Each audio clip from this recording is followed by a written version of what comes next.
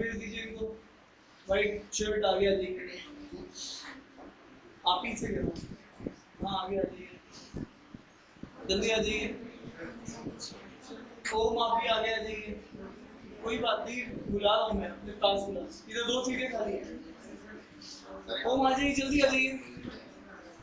ओम please आ जाइए, आ जाइए आ जाइए। इधर पीछे बैठे हो ना, उधर से देखने में दिक्कत होगी। इधर 2 सीटें खाली हैं। आ जाइए ओम, ये यहाँ से कंफर्टेबली दिख जाएगा। जल्दी आओ, जल्दी आओ। ओम जी जल्दी आइए। ये है ओम जी, देखिए आ नहीं रहे, ये डिले करा रहे क्लास को। अरे भाई क्लास तुम समझ रहे हो ना, इतने सेकंड आगे जा रही है। आइए आइए जल्दी आ जाइए।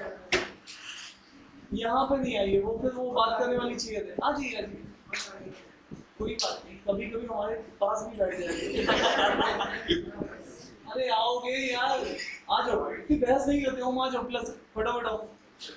ओम स्कूलिंग कहाँ से आपकी? अरे स्कूलिंग कहाँ से है? जी अरे जीआरएम वाले बच्चे ऐसे बहस नहीं करते।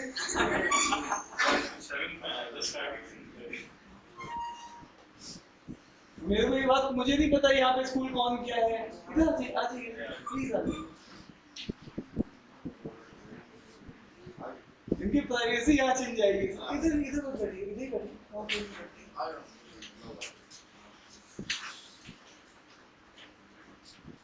ठीक है,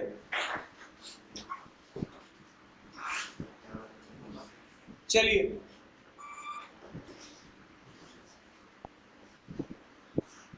हमारा जो ये टॉपिक है सीक्वेंस सीरीज, आज ये केवल बेसिक क्लास कराऊंगा। सब लोग इसमें कंफर्टेबल हो जाने चाहिए, अगली क्लास में इसका लेवल अप करेंगे। तो आज हमारी केवल इसका बेसिक लेआउट तय करेंगे हम लोग 1-1.5 घंटे में। अगली वाली क्लास में इसको एडवांस लेवल दे देंगे। ठीक है, तो यहाँ पर आज जो हमारा रेफरेंस है वो हैंडआउट है, 25 वाला हैंडआउट है।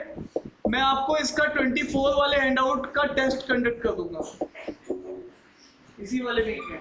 तो आपकी एक बेसिक की प्रैक्टिस हो जाएगी। फिर यहाँ पर बुक एक्सरसाइज, मैं आपको 25 वाली बुक एक्सरसाइज करा दूंगा, आप 24 वाले का टेस्ट दे देना, तो आपका लेवल अप हो जाएगा। ठीक है, और इसके अलावा हम लोग फिर जब इतना कर लेंगे तो आप देखेंगे प्रीवियस ईयर्स क्वेश्चंस भी आप बना पाते हो, 17 से लेके 24 तक के।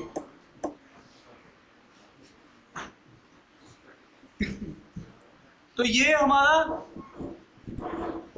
इस संडे का काम है, ये हमारा अगले संडे का काम है, और प्रीवियस ईयर्स उसके अगले संडे का काम है। तो यहाँ पे प्रीवियस ईयर्स हम 2 को डिस्कस करेंगे, लॉग के और सीक्वेंस सीरीज के। लगभग 15 क्वेश्चन लॉग के उठाएंगे और 15 ही क्वेश्चन आपके सीक्वेंस सीरीज के उठाएंगे। ठीक है, लगभग है 25-25 क्वेश्चन, तो 10-10 छोड़ दूंगा वो आपके लिए कि आप कर लेना। अगर कुछ डाउट आएगा तो वो ऑनलाइन भी देख लेंगे। ठीक है, इस तरीके से हम इसको कमिंग 3 वीक्स का ये हिसाब किताब बनने जा रहा है।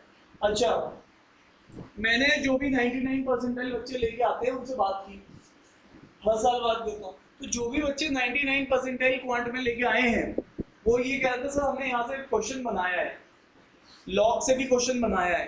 तो इसका मतलब ये है, ये दोनों टॉपिक ऐसे हैं आपको कि आप इनको पकड़ के एंड तक प्रैक्टिस कर सकते हो और यहाँ से आपके क्वेश्चन बनने के पूरे चांसेस हैं। ठीक है, और इनसे क्वेश्चंस आते ही आते हैं, मतलब एक क्वेश्चन तो आता ही आता है, हो सकता है 2 क्वेश्चंस आ जाए एक ही टॉपिक से, और हो सकता है 2-4 क्वेश्चंस आ जाए इस टॉपिक से। तो ये दोनों टॉपिक आपके काफी इंपॉर्टेंट है, और इंपॉर्टेंट इस पॉइंट ऑफ व्यू से भी है कि इसमें फिक्स नंबर ऑफ प्रॉब्लम्स है। आप उनको लगातार अगर प्रैक्टिस करेंगे तो आप प्रॉब्लम 100% बना के आ जाओगे। मेरा आइडिया भी यही है कि अभी से तुम्हें ये क्यों करा रहा हूं, इसीलिए करा रहा हूं। तो तुम लोग अलजेब्रा के 4 टॉपिक्स पे बहुत अच्छे से कमांड कर सकते हो, quadratic equation, inequalities, again log, और 4th टॉपिक है सीक्वेंस सीरीज। ठीक है, ये चारों टॉपिक आप अभी से पढ़ते चलिए, क्योंकि क्वाड्रेटिक इक्वेशन इनइक्वालिटी से कई बार लिंक करता है, तो आपको दोनों ही चैप्टर अच्छे होने चाहिए। ठीक है, तो इनइक्वालिटीज भी क्वाड्रेटिक इक्वेशन भी। अभी रिसेंटली हम लोगों ने लॉग किया है। आज हम लोग सीक्वेंस सीरीज कर रहे हैं, तो अगले 3 हफ्ते तक आपके तीनों चैप्टर अच्छे से आप बार बार प्रैक्टिस करते रहिए। नहीं आ रहा फिर से रिवाइज करिए, नहीं आ रहा वीडियो देख लीजिए, नहीं आ रहा फिर से कुछ भी डाउट है तो पूछ लीजिए, ठीक है। मेक श्योर कि ये चैप्टर्स आप बार बार रिवाइज करते रहें। जैसे ही आप जितने बार आप रिवाइज करोगे उतना ही चैप्टर आपका सॉलिड होता चला जाएगा। और रिवाइज ऐसा नहीं यहाँ पे 25 के क्वेश्चंस करा दिए तो रिवाइज अपना 24 वाले क्वेश्चन से करो बुक, क्योंकि इसमें क्वेश्चन चेंज है, ठीक है। आइडिया वही रहेगा, क्वेश्चन का डेटा चेंज है, तो तुम्हारा कॉन्फिडेंस बढ़ेगा जब तुम क्वेश्चंस बनाओगे तो, ठीक है। उसके बाद तुम्हारे पास सेक्शनल टेस्ट पड़े हुए हैं, उन सेक्शनल टेस्ट को लगाओ, उनके क्वेश्चंस को लगाओ। उसके बाद सैम कैट आपके पास पड़े हुए हैं, सैम कैट से क्वेश्चंस ले लो। इतना करने के बाद फिर मुझे नहीं लगता कि आपको कोई एग्जाम में क्वेश्चन नहीं बनेगा, ठीक है। ये बात समझ में आ रही कि नहीं आ रही है? तो 4-5 क्वेश्चंस आपके अलजेब्रा से यहाँ से होने चाहिए, और 4 ही 5 क्वेश्चंस आपके, बल्कि अर्थमेटिक से 7 क्वेश्चंस। तो ये 7-5 12 क्वेश्चंस ऐसे होने चाहिए कि तुम एग्जाम में बना के ही आओ। और 12 में से कोई क्वेश्चन टफ लग रहा है, दिन खराब है, तो मिनिमम 8 क्वेश्चन बन जाएंगे, तब भी आपका लगभग 97-98 परसेंटाइल पहुंच जाएगा, ठीक है, इंडिविजुअल सेक्शन में, जो कि ओवरऑल आपका 99 की तरफ ले जाने के लिए काम करेगा। और किसी ने 10 में से 10 क्वेश्चन बना दिए, 10-11 क्वेश्चन बना दिए, तो 99 परसेंटाइल प्लस बन जाएगा क्वांट वाले सेक्शन में, ठीक है। तो अगेन यहाँ पर चलिए कहानी को आगे बढ़ाते हैं। आपको सबसे पहले हम लोग बात करेंगे यहाँ पर एपी की। अब इसको हम लोग बोलते हैं अर्थमेटिक प्रोग्रेशन। तो यहाँ पर इसका मतलब क्या होता है, जैसे हमारे पास कोई टर्म है 3, 2 इसमें ऐड कर दो क्या बन जाएगी 5, फिर 2 ऐड कर दो क्या बन जाएगी, फिर 2 ऐड कर दो, फिर 2 ऐड कर दो। तो इस तरीके से जब तुम टर्म्स देखते हो, तो यहाँ पर ये टर्म होती है हमारी फर्स्ट टर्म, ये कांस्टेंट डिफरेंस है, यहाँ पर यही कांस्टेंट डिफरेंस 2 बार है, यहीं पे ये कांस्टेंट डिफरेंस जो है, कांस्टेंट डिफरेंस मतलब 2, ठीक है, ये 3 बार है ना। 3 into 2 6, 6 plus 3 9, है ना। इसी तरीके से a plus 4d। तो अब आप देखिएगा ध्यान से, अगर ध्यान दीजिएगा तो ये हमारी है तो फर्स्ट टर्म, ये हमारी कौन सी सेट टर्म है सेकंड, ये हमारी कौन सी टर्म है थर्ड, और ये वाली कौन सी टर्म है फोर्थ, और ये वाली कौन सी टर्म है फिफ्थ। तो जब टर्म फिफ्थ है तो d में से एक कम आ रहा है, ठीक है ना। तो इसी को ध्यान में रखते हुए अगर हम nth टर्म का फॉर्मूला रखें तो a प्लस एक कम हो रहा है n में से, तो n-1d, ठीक है। तो इस बात का हमें ध्यान रखना है, ये पहला कॉन्सेप्ट है जो हमें आना चाहिए। दूसरा कॉन्सेप्ट इसमें आता है सम ऑफ n टर्म्स। इसका भी फॉर्मूला बनता है, ठीक है, बना भी सकते हैं। अगेन यहाँ पर क्या है n/2 2a प्लस n-1, ये कौन सा फॉर्मूला है सम ऑफ n टर्म्स, ठीक है। nth टर्म, ठीक है। जैसे अगर आप मेरे से पूछो कि सर इसमें 7th टर्म कौन सी होगी, तो मैं बोलूंगा a प्लस 6d, ये होगी 7th टर्म, ठीक है। तो यहाँ पर मैं यहाँ पे क्या यूज करूंगा, a की वैल्यू कितनी है साहब, a की वैल्यू है 3 और d की वैल्यू कितनी है 2, तो ये कितनी हो जाएगी 15, ठीक है। तो यहाँ पर कई बार हमें टर्म्स चाहिए होती है, तो हमें बार बार इस फॉर्मूले को डायरेक्टली, अगर मैं कह रहा हूँ सम ऑफ फिफ्थ टर्म, जैसे मैंने बोला 5 टर्म्स का मतलब यहाँ तक का सम क्या है, तो आप यहाँ पे क्या करोगे 5/2, यहाँ पे क्या लिखोगे 2a, 2 into a की वैल्यू कितनी है 3 है, और n-1 दैट इज 4 into 2, तो यहाँ पर ये वाली चीज होगी। तो अब यहाँ से देखिएगा ये कितना है 5/2, ये कितना हो गया 6, और ये कितना हो गया 8, 6 और 8 कितना 14, ये कितना हो जाएगा बोलो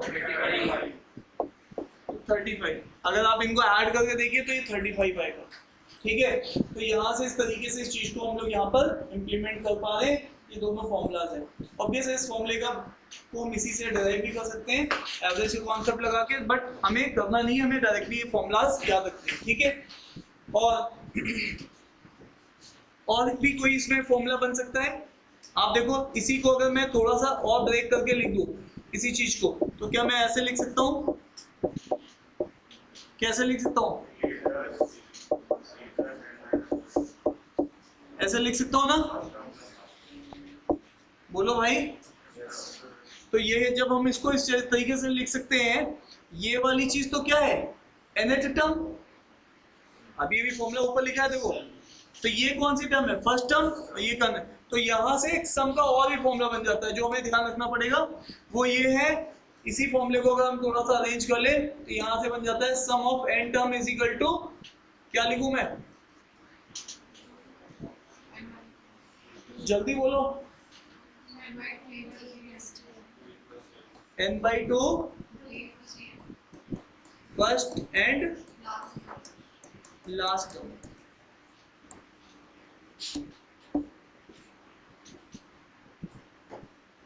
देखो a मतलब फर्स्ट टर्म और a plus n-1 into D क्या है? Last term. तो यहां तक आई होप की बात सभी को समझ में आ रही है? बोलो भाई। ठीक है, तो ये आपके पास है। अब यहाँ पर एक कॉन्सेप्ट और आता है जिसको बोलते हैं अरिथमेटिक मीन। ठीक है, तो साहब अरिथमेटिक मीन तो आप किसी का भी निकाल सकते हो। ये 6 लोग बैठे हैं, इनका अरिथमेटिक मीन निकालेंगे, ये 8 लोग बैठे हैं, इनका अरिथमेटिक मीन। बट अगर कोई सीक्वेंस ऑलरेडी 80 में है, उसका अरिथमेटिक मीन निकालते हो तो वो एक स्पेशल केस बन जाता है। क्या ये बात समझ में आ रही है कि नहीं आ रही है? ठीक है, तो ये बात अब आपको समझनी है। ठीक है, तो यहां से आगे बढ़ते हैं। इतना नोट कर लिया सब लोगों ने? ठीक है साहब, आइए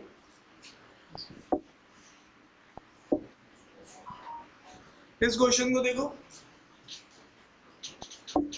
थोड़ा अभी भी पोर्टल सही से चल नहीं रहा है, उसमें हमारे मतलब आप लोगों का तो पोर्टल चल गया है, लेकिन हम लोगों का अभी सेंटर मैनेजर होम पेज, तो ये पीपीटी हम लोगों को टाइप करनी पड़ रही है, तो उसका कुछ टाइपिंग एरर भी हो तो मेक श्योर अभी मैं उसको चेक भी कर लूंगा। चलिए, तो यहाँ पर ये 25 का हैंड आउट है। मैं आपको जो प्रैक्टिस के लिए दूंगा वो 24 का हैंड आउट दे दूंगा या 26 का दे दूंगा। ठीक है, ताकि आपके डिफरेंट क्वेश्चन सेम कॉन्सेप्ट पे प्रैक्टिस होता है। तो अब इस क्वेश्चन को देखो, आपको कौन सी टर्म चाहिए? 18th टर्म चाहिए है ना? तो 18 टर्म को बताइए। सब लोगों ने निकाल लिया? Very good.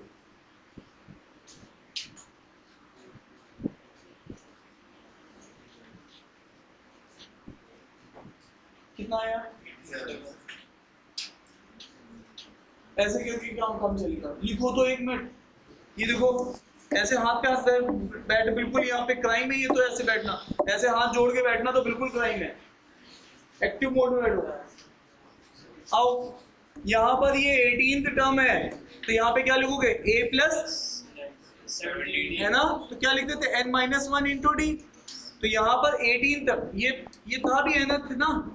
चलो पहले फॉर्मूला लिख दो। तो ये देखो, तुम्हें आज इसीलिए तुम्हें आज फ्रेंडली बना रहा हूँ इस क्लास के साथ, कि तुम्हें इसके सारे बेसिक कॉन्सेप्ट, आज कुछ हाई फाई नहीं पढ़ाऊंगा, आज केवल बेसिक चीजें पढ़ाऊंगा। अगली क्लास में बेसिक से थोड़ा एडवांस ले जाऊंगा। तो तुम पहले इसमें कंफर्टेबल होने चाहिए। जब तुम इसी में कंफर्टेबल नहीं होगे तो फिर गड़बड़ है। तो यहाँ पर आपके पास nth टर्म मतलब ये 18 है, और इसको डायरेक्टली लिखना सीखो, a प्लस 17d। कोई बोल रहा है 23rd टर्म, तो तुरंत a प्लस 22d। ये चीज तुम्हें पहले ही लिखना है, फॉर्मूला नहीं लगाना। ठीक है, तो यहाँ से a, शुभांकर को पुराने दिनों की याद आती। ठीक है, जब वो छोटे बच्चे होते थे।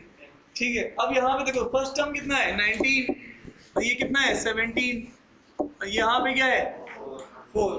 तो अब बस इस तो एक सिंपल कैलकुलेशन बची। कितना आएगा ये? क्लियर है ना? ठीक है भाई लोगों, डन। तो इस तरीके से आपको यहाँ पर ये देखना था।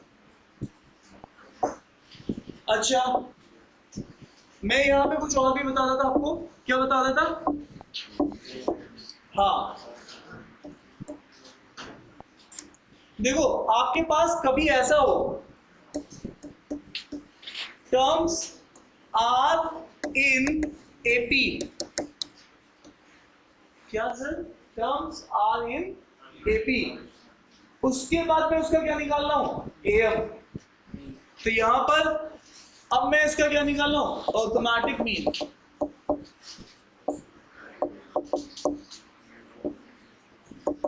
मतलब स्पेशल कंडीशन डाली है मैंने इसके ऊपर।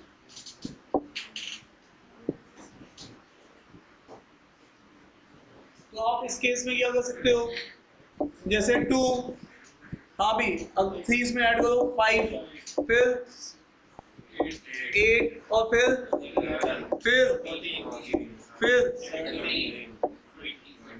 बस रुक जाओ, ठीक है। तो यहाँ पर रुक जाओ, एक चीज यहाँ पे बताता हूँ, फिर अगले में। तो अब आप यहाँ पे जानते हो कि एक्चुअल में ये एपी सीक्वेंस है। तो यहाँ पर अगर आपको एम निकालना है तो आप केवल और केवल कर दो फर्स्ट और लास्ट डिवाइडेड बाई 2, या फिर सेकेंड और सेकेंड लास्ट डिवाइडेड बाई 2, या फिर थर्ड और थर्ड लास्ट डिवाइडेड बाई 2। और अगर ये ऑड नंबर ऑफ सीक्वेंस है तो इसको मिडिल टर्म भी ढूंढ सकते हो तुम। If odd number of terms, ठीक है। तो अब आप यहाँ पे देखो, ऑड नंबर ऑफ टर्म्स थी तो आप सीधे सीधे क्या बोल सकते थे, 8, या फिर 2 + 14 डिवाइडेड बाई 2 भी कर सकते थे, ठीक है। तो ये आपको फ्रीडम दे रहा है, अगर कोई सीक्वेंस किसमें है, एपी में, तो तुम्हें निकालने की कोई जरूरत नहीं है। अदरवाइज तुम्हें उसको निकालना पड़ता। कैसे निकालना पड़ता, a1 + a2 + a3 + a4 + a5 divided by क्या करना पड़ता, 5 करना पड़ता, ठीक है ना, तब जाके निकलती। क्लियर है भाई लोगों? तो इसको नोट डाउन कर लीजिएगा और ये बात ध्यान होनी चाहिए। अदरवाइज जनरल फॉर्मूला भी मैं लिख देता हूं, am का a1 a2 a3 a4 up to an। तो आप क्या करोगे, a1 + a2 + a3 up to an करते हुए n से डिवाइड करोगे तो आपके पास क्या आ जाएगा, ऑटोमेटिक p। क्लियर है, बोलो, ठीक है। तो ध्यान रखिएगा, बेसिक पॉइंट है अर्थमेटिक मीन का, ठीक है। अगले क्वेश्चन में चलते हैं।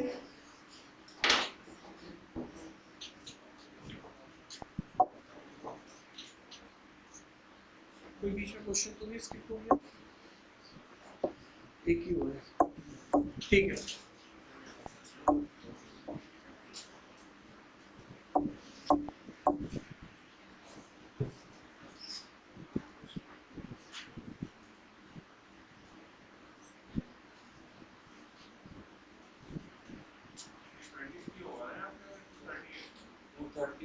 हाँ, 23rd टर्म, 23rd टर्म।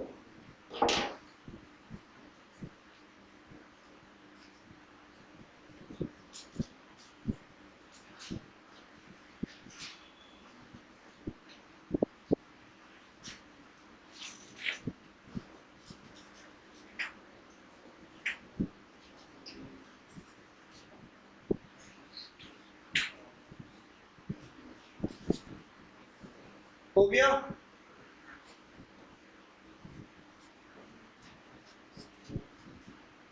इसको करेक्ट कर लीजिएगा, it is 23rd term.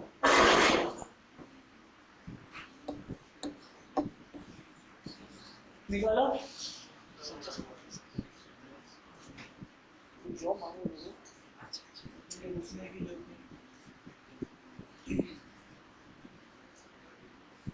Done है। अब यहां देखो, थर्ड टर्म तुम कैसे लिखोगे, a + 2d लिखना आ गया ना।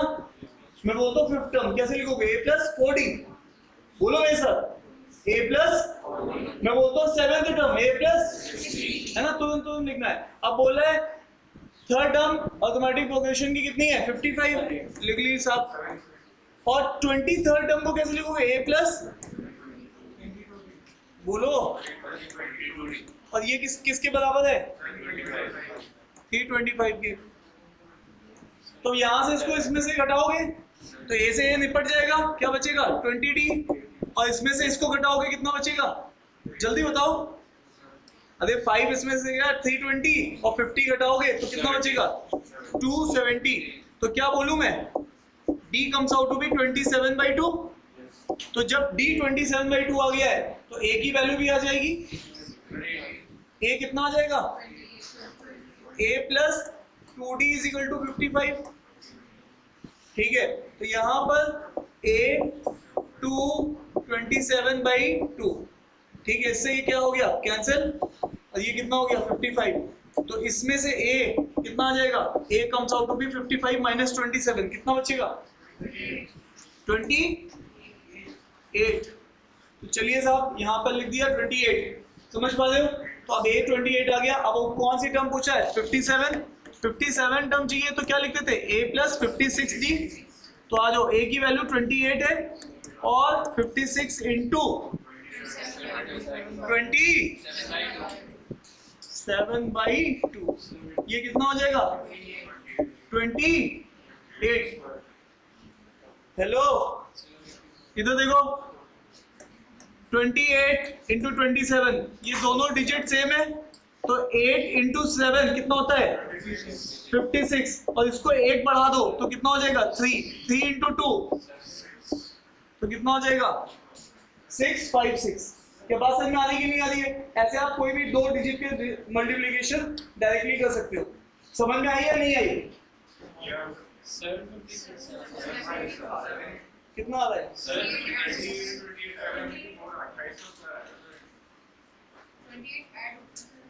हाँ, कितना होगा सर 28 ऐड हो गया, एक मिनट इसको मल्टीप्लाई करना,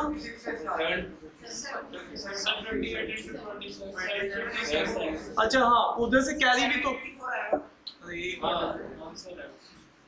एक मिनट चलो, अच्छा इसको फाइनल बताओ कितना बनना है 780। चलो अगला क्वेश्चन ट्राई करो। अभी जो मैं बात बता रहा था, अभी मैं आपको बताता हूँ मैं क्या कहना चाहता हूँ। अब देखो क्या कह रहा है, सम पूछ रहा है कितनी टर्म का 68।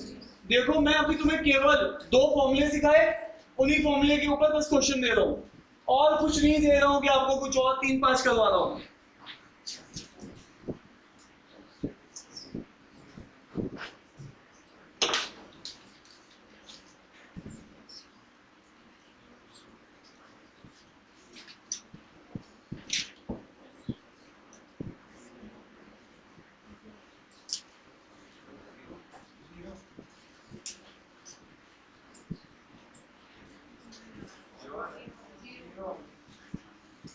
जीरो आ गया, ठीक है साहब।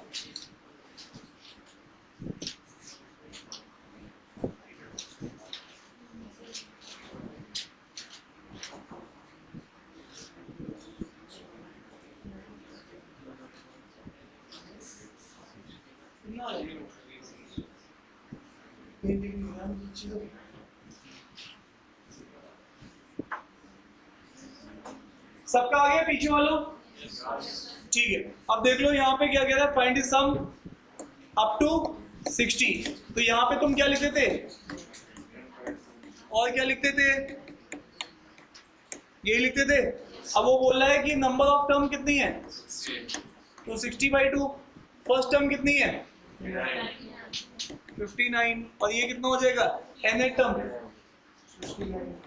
और ये कितना है, तो ये चीज तो साफ साफ दिख रही है, कैंसिल आउट हो रही है, तो ये कितनी आ रही है 0।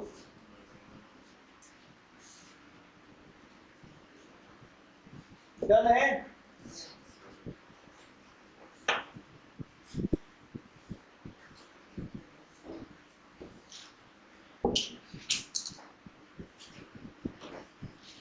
इसका इंटरप्रिटेशन तुम लोग समझ पा रहे हो कि किसका इंटरप्रिटेशन क्या निकल रहा है। मतलब आपका जो पहला वाला टर्म था वो कितना था 59 था, फिर आपने इसको कितना कम कर दिया तो कितना हो जाएगा, फिर इस तरीके से करते हुए आप आए होगे। तो आप कहाँ कहाँ कहाँ पहुंचे होंगे? 0 आएगा क्या इसमें बीच में? 0 आएगा 2 2 कम करते हुए चालू? 1 आएगा? अरे बताओ ना, 1 आएगा। फिर अगली वाली टर्म क्या बनेगी? माइनस, फिर उसके बाद फिर इस तरीके से। तो एक्चुअल में इनका जो सम बन रहा है वो कितना बन रहा है? 0। तो इसका मतलब कुछ पॉजिटिव टर्म है और कुछ क्या है? नेगेटिव टर्म है। तो ये तुम्हें समझ में आना चाहिए कि एक्चुअल में 0 बन कैसे रहा, सम होने के बाद 0 बन रहा है, तो इस तरीके से बन रहा है। ठीक है ना? तो अगेन नेक्स्ट क्वेश्चन की तरफ चलते हैं।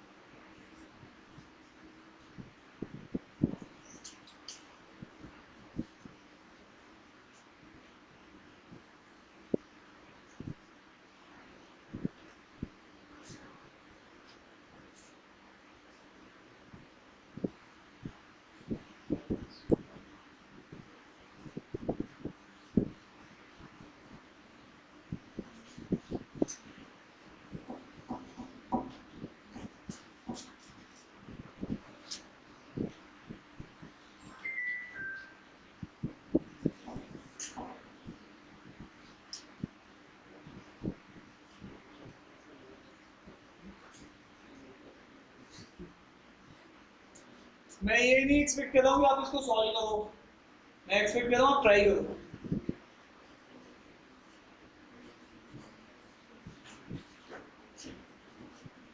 एटलीस्ट आप लोगों ने ट्राई कर लिया इसको? ट्राई कर लिया ना सबको?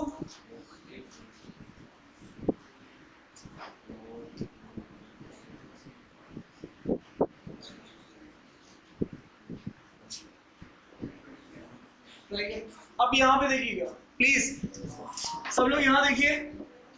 जो मैंने तुम्हें ये कॉन्सेप्ट बताया था, इधर देखना सब लोग। तुम्हारा ऑटोमेटिक मीन कितना आया था? 8 आया था। अगर मैं यहाँ पर आपसे कहता हूँ कि एवरेज का फॉर्मूला तुम्हारे पास क्या होता है, तो तुम क्या बोलते हो? सम बाई नंबर, यही होता है। अरे हाँ ना तो बोलो। ऑटोमेटिक मीन मतलब इसका एवरेज है ये 8, और नंबर ऑफ टर्म्स कितने हैं? 5 है। तो आपके पास सम कितना आ जाएगा? 40। सम आ जाएगा 40, है ना? और इनको जब तुम जोड़ोगे भी तो ये क्या आएगा? सम ही आएगा।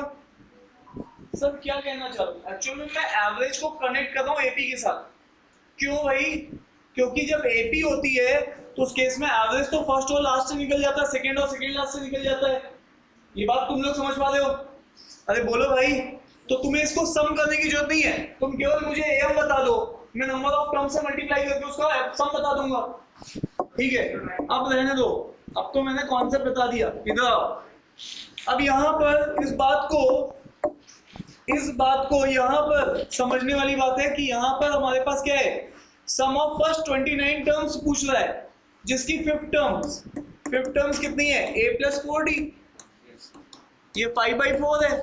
और ये कौन सी टर्म है? 25th टर्म है। ये कौन सी है? a प्लस 24d, और ये कितना है? 79/4। अब सुनने वाली बात यहाँ पे क्या है? मेरे पास पहली टर्म होगी, दूसरी टर्म होगी, तीसरी टर्म होगी, चौथी टर्म होगी। इस तरीके से मेरे पास यहाँ पे 22 टर्म होगी, 23 टर्म होगी, 24 टर्म होगी, ठीक है, 25 टर्म्स होगी, 26 होगी, 27 होगी, 28 होगी, इतना ज्यादा लिखना नहीं था, 29 होगी। अब तुम समझना, अगर मैं फर्स्ट टर्म, क्योंकि ये एक एपी है, क्योंकि ये क्या है? एपी, और एपी में एवरेज जो होता है वो ऑटोमेटिक मीन को बोलते हैं। और क्योंकि ये एक एपी है तो फर्स्ट टर्म और लास्ट टर्म को अगर मैं ऐड कर दूं और डिवाइड बाई 2 कर दूं तो क्या निकल आएगा? Arithmetic mean. और क्योंकि तुम एवरेज वाले क्वेश्चन से जानते हो कि average is equal to sum by number of, तो सम तुम्हें निकालने के लिए केवल अर्थमेटिक एवरेज चाहिए और नंबर ऑफ टर्म तुम पहले से जानते हो। नंबर ऑफ टर्म्स कितनी है? 29। तो अब यहां से अब देखो सेकेंड के साथ कौन सा आएगा, थर्ड के साथ कौन सा आएगा, फोर्थ के साथ कौन सा आएगा, और उसके बाद फिर कौन सी टर्म होगी, फिफ्थ टर्म होगी। फिफ्थ टर्म के साथ कौन आएगा? तो इसका मतलब है अगर तुम फिफ्थ टर्म और 25th टर्म को जोड़ दो और डिवाइड बाई 2 कर दो तो तुम्हारे पास एम निकल जाएगा। अभी रुक जाइए एक मिनट, यहाँ तक बात समझ में आ गई सबको? ठीक है, तो अब यहां से अब आप क्या करेंगे, आप एम निकालेंगे। एम कैसे निकालेंगे? फिफ्थ वाली टर्म और 25th वाली टर्म डिवाइडेड बाई 2।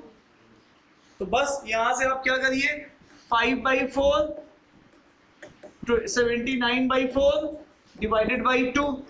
तो यहां से तो कितना आने वाला है, 4 नीचे आ जाएगा एलसीएम लेके, और ये दोनों ऐड हो जाएंगे, कितना हो जाएगा 84, और ये कितना आ जाएगा 2, और ये कितना आ जाएगा, है ना? तो ये कितना आ रहा है 21/2। तो 21/2 हो गया ऑटोमेटिक मीन।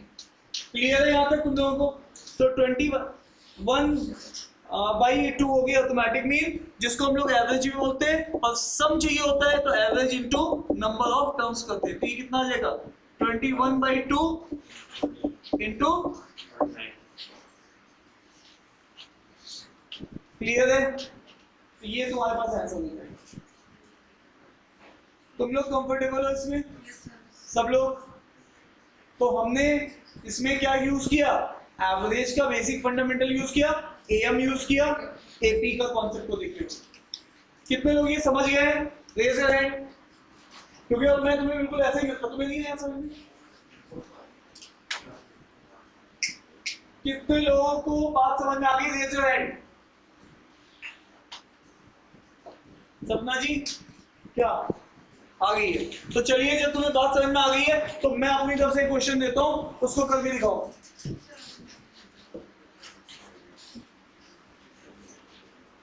क्वेश्चन लिखिएगा, हाँ ये नोट कर लीजिए, इसको नोट कर लीजिए, फिर बिल्कुल यही सेम पैटर्न, बस डिजिट चेंज करूंगा और आंसर चाहिए मुझे। निश्चय समझ में आ गई बात? इफ्रा जी नहीं बता रही, कह रही कि क्या बोलूं। अदिति आपको क्या देखी जाएगी? बगल वाली आप मैडम, चलो क्वेश्चन लिखना, find sum up to 25th term, find sum up to 25th term of AP whose third term 3/4 and 23rd term 77/4 and 23rd term 77/4।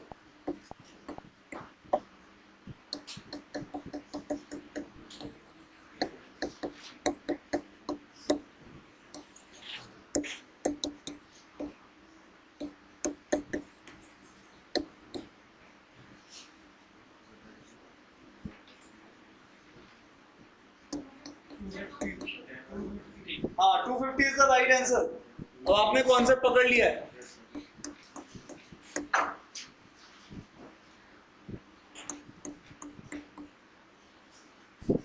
अब आपके पास फिर से वही कहानी है, यहां से ठीक है, ये आपके पास A1 है, ये A2 है, ये A3 है, ये A4 है, इसी तरीके से यहाँ पर A21 है, A22 है, A23 है, A24 है, A25 है। इनका सम बताना है। लेकिन आप जानते हो क्योंकि ये एक AP है तो ये हमें पावर दे देती है शॉर्टकट लगाने की, और AP होते ही अगर हमें इसका AM पता चल जाए जो कि मैं हमेशा फर्स्ट और लास्ट से निकाल सकता हूं, सेकंड लास्ट से निकाल सकता हूं, या फिर मैं इसको किससे निकाल सकता हूं, थर्ड और थर्ड लास्ट डिवाइड बाई 2। तो यहां पे देखो थर्ड कौन है, ये खुद है, थर्ड लास्ट कौन है, ये है। तो यही दोनों टर्म दे रखी है आपको, क्लियर है। तो इसका मतलब है आप थर्ड टर्म को पिक करोगे 3/4 और थर्ड लास्ट पिक करोगे 77/4 डिवाइडेड बाई 2। तो ये कितना हो जाएगा, 77 + 3 80/8 है, तो 10 आ जाएगा। तो ये ऑटोमेटिक मीन आ गया। अब जब ऑटोमेटिक मीन आ गया है तो सम आप चाहते हैं तो ऑटोमेटिक मीन एवरेज को ही बोलते हैं इनटू नंबर ऑफ टर्म्स, वो आप जानते हैं 225 है। तो बस सीधे स्ट्रेट फॉरवर्ड क्वेश्चन बन गया 250। क्लियर है अब तुम लोगों को, बोलो भाई लोगों। तो चलो और आगे चलते हैं।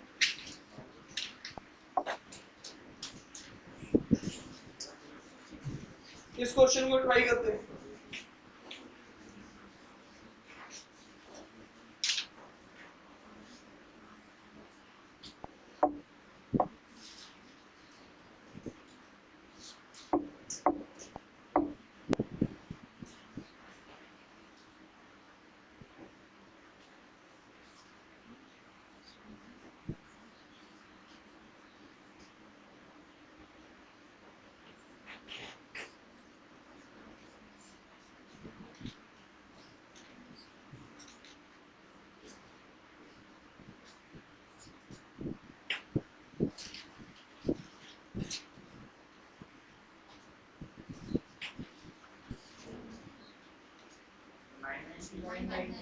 स्ट्रेट फॉरवर्ड क्वेश्चन है। आपको उसने क्या बोला है, एपी। आपको उसने क्या बोला है, एपी।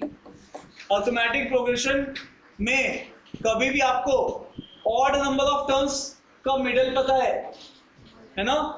तो अब आप यहाँ पे देखो कि कितनी टर्म्स बोला है, A1, A2, A3, A4, A5, A6, A7, A8, A9। Actual में तुम्हारे पास अगर सम चाहिए तो कॉन्सेप्ट तो वही है, first last divided by 2, second last divided by 2, या फिर तुम मिडल नंबर को भी बोल सकते हो। ये डायरेक्टली अगर ऑड नंबर ऑफ टर्म्स हैं, ऑड नंबर ऑफ टर्म्स हैं तो आप बोल सकते हो कि मिडल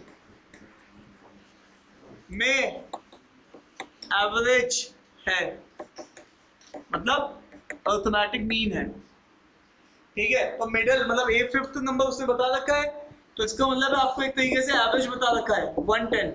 तो बस अब आपको करना क्या है, sum is equal to average into number of term. Number of term 9 है और 110 है, तो ये कितना हो जाएगा 990। क्या बात समझ में आ रही है? अगर सब लोगों को बात समझ में आ रही है तो रेज योर हैंड। कितने लोग समझ चुके हैं?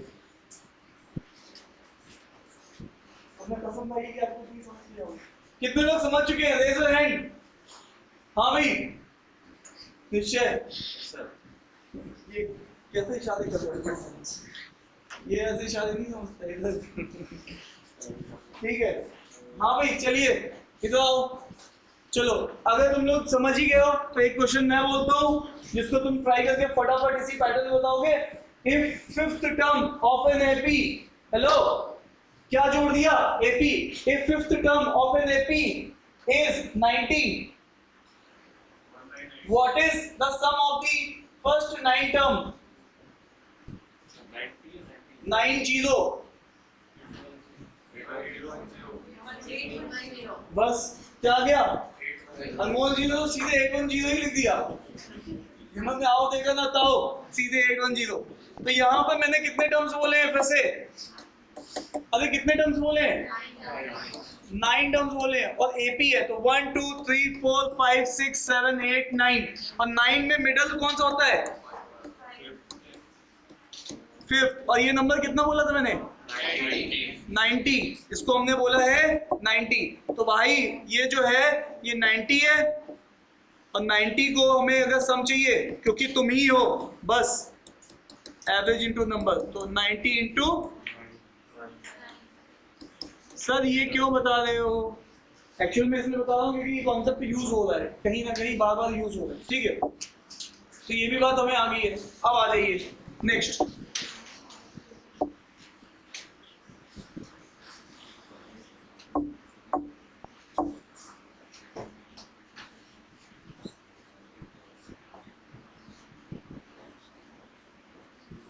अगर तुम आज इस हफ्ते कंफर्टेबल हो तो अगले हफ्ते भी जब लेवल अप करूंगा तो कंफर्टेबल रहोगे।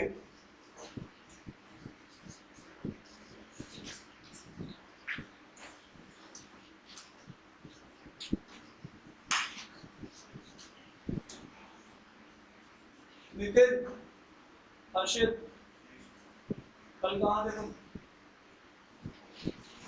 कल टूर्नामेंट की भाई भी चल रहा है, तुम टूर्नामेंट खेल रहे हो? चलो फटाफट को।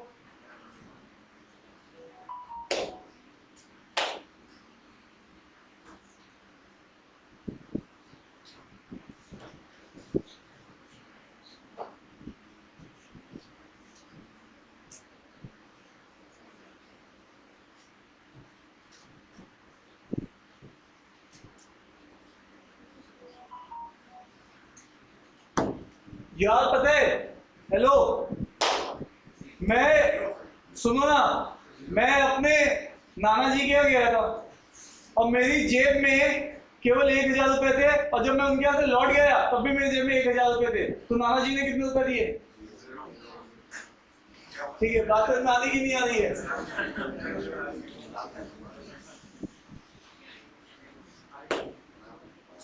ये बात बिल्कुल भी सही नहीं है। अभी मैं जाता हूँ तो मामा हमेशा पैसे पकड़ा देते हैं। ठीक है, ये ले। तुम्हारे मामा गंदे हैं तो मैं क्या करूँ? ऐसे देख रही जैसे मैंने किडनी मांग ली हो। क्यों भाई, तुम कानपुर गए थे? मामा क्यों गए थे? हाँ, मामा ने कुछ पैसे से दिए, कुछ खिलाया पिलाया? हाँ, तो बस कानपुर वाले हमारे भी मामा कानपुर भी हैं ना, तो सही है। ठीक है, और अगली बार गंगा मेला में जाना, वहां पे सब लोग पैसे देते हैं, पूरा मोहल्ला पैसे देता है, जो नहीं देता उसको तो वो ले जाते हैं। बाहर को पैसे बहुत मिलते हैं गंगा मेला में। चलिए, तो भाई मेरे, अगर इस क्वेश्चन को देख लो तो ये कह रहा सम ऑफ फर्स्ट 5 टर्म्स, ठीक है जी, sum of first 5 terms T1 plus T2 plus T3 plus T4 plus T5 is equal to the sum of first 6 term। तो इसका मतलब है T1 plus T2 plus T3 plus T4 plus T5 plus T6।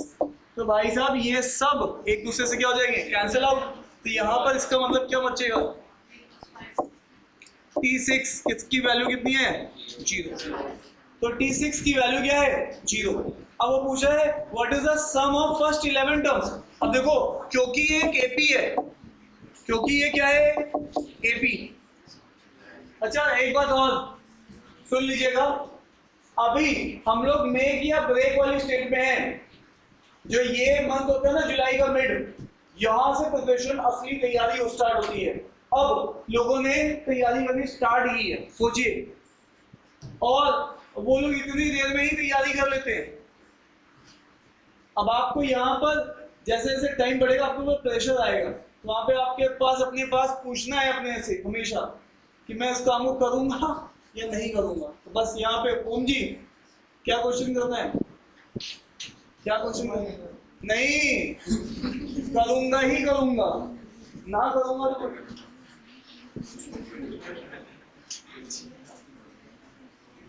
मैं पूछूं सांस लोगे या नहीं लोगे, तो तुम मेरे से बोलोगे हाँ लूंगा या नहीं लूंगा, तुम क्या बोलोगे? लूंगा। तो बस इसी तरीके से, ठीक है। तो अब आ जाइए एपी। अब आपके पास कितनी टर्म्स है? 11 टर्म्स है। 11 टर्म्स का मिडिल कौन सा आता है? हाँ, क्योंकि ऑड टर्म्स है ना, फिर से ऑड नंबर ऑफ टर्म्स है, ठीक है। तो आप जानते हो 1 2 3 4 5 6 7 8 9 10 11। तो यहां पर ये जो टर्म होगी और ये वाली 0 है, तो इसका मतलब है आप जानते हो अर्थमेटिक मीन या एवरेज आपका क्या है, 0 है। ये इस वजह से क्योंकि आप आइडेंटिफाई कर पाए कि एक एपी है, ठीक है। उसके बाद sum is equal to average into number. तो जब एवरेज ही 0 आ गया तो इसका मतलब है नंबर कुछ भी हो जाए वो क्या रहेगा, ठीक है सब क्लियर है। अब एक क्वेश्चन मैं आपको बोलता हूँ, उस क्वेश्चन का आंसर आप बताइएगा। ये समझ में आ गया सबको, ये समझ में आ गया सबको। एक क्वेश्चन मैं बोलता हूँ आपसे, वो क्वेश्चन ये है, the sum of first 3 terms, the sum of first 3 terms of an AP is equal to the sum of first 4 terms, sum of first 4 terms of an AP or an same AP, of an same AP. What is the sum of first 7 terms? What is the sum of first 7 terms? क्या ये बात समझ में आ रही है लाला? इसका मतलब है मैंने आपको एक तरीके से बोला 4 टर्म क्या है, क्योंकि पहले 3 टर्म्स सम का किसके बराबर है, फर्स्ट 4 टर्म के सम का। इसका मतलब ये जो फोर्थ है ये 0 है,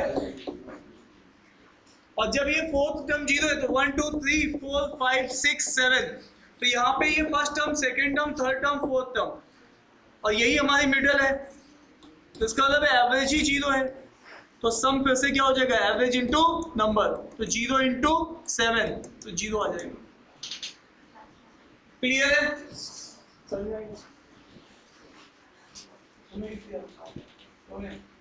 तुम लोग आगे बोलो, समझ में आ रही बात? ठीक है। पीछे बात कितनी आ रही, थोड़ी है पूरी? बोलो भाई, कहाँ गई? रास्ते से तो निकल के नहीं जाती बात, ठीक है। विपिन आपको नमन कितने %?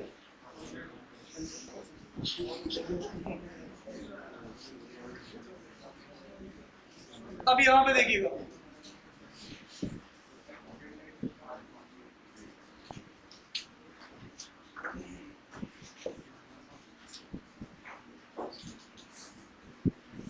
मैं आज फिर से बता दूं, आज की जो क्लास है पूरी बेसिक क्लास है। पहले हम एपी पढ़ेंगे, फिर जीपी पढ़ेंगे, फिर एचपी पढ़ेंगे, फिर एजीपी पढ़ेंगे। ये सब बेसिक आज हम कंप्लीट करेंगे।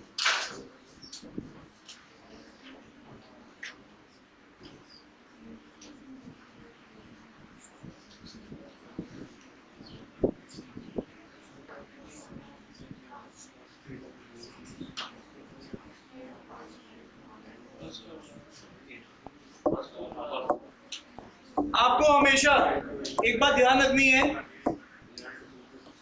अगर आपको 3AP के बारे में बोला जाता है तो आप हमेशा AP ऐसे मानिए, A minus D, A plus D. Hello? और अगर आपसे 4AP मानने को कहा जाता है, हाँ बोलो भाई, और 5AP मानने को कहा जाता है, 5 तक पूछता है एग्जाम में, तो पहला स्टेप क्या होगा, जल्दी बोलो। कौन बता रहा है? हाँ नितिन, हाँ A minus 3D, A minus D, A plus D और A प्लस 3D। और यहाँ पर हम लोग क्या मानेंगे, हाँ A minus 2D, A minus D, A plus D, A plus 2D। साहब ऐसे ही क्यों मानना है, हम तो A plus D, A plus 3D 2D करके मानेंगे। देखो तुमको अभी तक मैंने मानना क्या बताया था, ऐसा बोला था A plus D, A plus 2D। अगर तुम ऐसे करके मानोगे तो जब तुम किसी को जोड़ोगे तो तुम्हारे पास A भी आएगा, D भी आएगा। लेकिन अगर तुम इस तरीके से जोड़ोगे तो यहाँ पे D से D क्या होता है, कैंसल आउट हो रहा है, तो तुम्हारे पास केवल एक ही वेरिएबल बनना है। और हम लोगों ने कसमें खाई है, वेरिएबल उसमें पैदा करेंगे जितना वो पाल सके। तो यहाँ पर जब आप इनको ऐड करोगे केवल क्या बचेगा, ए बचेगा, डी विल कैंसिल आउट। यहाँ पे भी इसी तरीके से हो रहा है, यहाँ पे भी इसी तरीके से हो रहा है, ठीक है। तो ये बात अब आपको आगे से ध्यान रखनी है जब भी आपने कभी भी बोलता है। अब वापस आइए अपने क्वेश्चन पे, क्या बोल रहा है, द सम ऑफ 3 टर्म्स। तो साहब आपने पहली टर्म क्या माननी है, a माइनस डी, दूसरी टर्म a, तीसरी टर्म a प्लस डी। तो आ जाइए, सम ऑफ 3 टर्म्स जैसे बोला सब कैंसिल हो गया, क्या बचा 3a, किसके बराबर है, तो a किसके बराबर हो गया 7। तो यहाँ पे इस क्वेश्चन में ये सीख थी कि मानना क्या है, ठीक है, क्लियर है।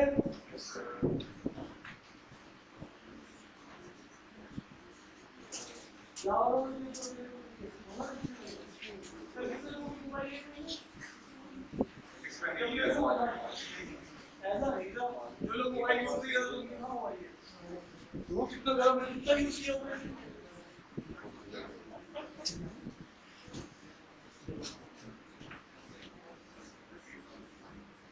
और मोबाइल के बिना ये जा नहीं सकता। तो यहां से इसको देख लीजिएगा, और इसको जब आप प्रोडक्ट करेंगे, और प्रोडक्ट की भी किसका बोल रहा है, एक्सट्रीम टर्म्स का, तो ये कितना आएगा a स्क्वायर माइनस ये कितना है 33। a की वैल्यू आप कितने जानते हैं, 7 का स्क्वायर से 49, और ये d स्क्वायर तो ये 33, ठीक है। तो यहाँ पे ये d square comes out to be how much, कितना होगा 16 आएगा ना, हाँ 16 आएगा, 16 आएगा। तो d comes out to be plus और -4। तो अब यहाँ पर अब आप जो टर्म बनाएंगे वो एक बार +4 को यूज करके बनाएंगे और एक बार -4 को यूज करके बनाएंगे, ठीक है। चलिए, तो पहली टर्म आपको मैंने बताई थी क्या थी, दूसरी थी a, तीसरी थी a प्लस डी। बताइए a, तो यहाँ पे क्या यूज करोगे 7 माइनस 4 क्या आएगा, दूसरी टर्म क्या होगी, जल्दी बोलो, तीसरी टर्म, तो इसका मतलब है 3 टर्म्स यहां से क्या बन गई है 3, 7, 11। अब आप इसको यूज करिए -4 को, तो अब भी सेम ही टर्म्स बनेगी, अलग नहीं बनेगी। तो अब क्या करेंगे 7 माइनस -4 ये कितना हो जाएगा 11, फिर उसके बाद 7, और उसके बाद क्या करेंगे, है ना प्लस था, तो ये कितना हो जाएगा, तो ये फिर से क्या बन रही है 3, 7, 11, जस्ट रिवर्स ऑर्डर में बन रही है लेकिन सेम टर्म्स बन रही है, ठीक है। तो यहाँ पे लर्निंग है, इसको देखना अगली क्लास में हम थोड़ा सा किस तरीके से पूछेंगे, इसी चीज को यूज करेंगे बट अलग तरीके से, ठीक है। तो तुम्हें ये याद होना चाहिए पहले से। चले आगे। अब ये देखो, ये एक्चुअली प्रीवियस ईयर कैट में पूछी हुई प्रॉब्लम है, इसको देखो, ये भी टाइप है, ये एपी का एक तरीके से लास्ट टाइप है। एपी की जितनी भी जानकारी आपको चाहिए थी वो आपने सब ले ली है, 2 फॉर्मूले थे, रिलेशन था, जो भी सब चीजें थी वो आपने 8 क्वेश्चन में सीखी है।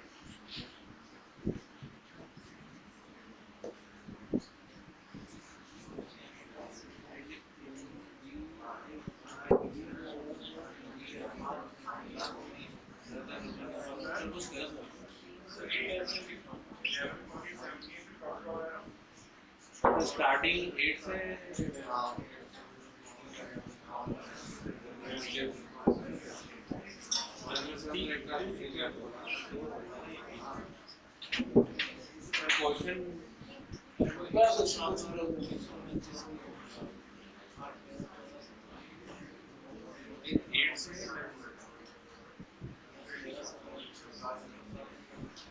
आप बताओ 8 और 11 में कितने का फर्क है, और 11 और 14 में, और 14 और 17 में, और ये ऐसा करते करते तुम कहां तक पहुंचे हो, और 9 और 13 में कितने का गैप है, और 13 और 17 में, और फिर 17 21 में, ऐसे करते करते तुम कहां तक पहुंचे हो, ये है क्वेश्चन। अदिति जी क्लियर है आपको क्वेश्चन? ठीक है,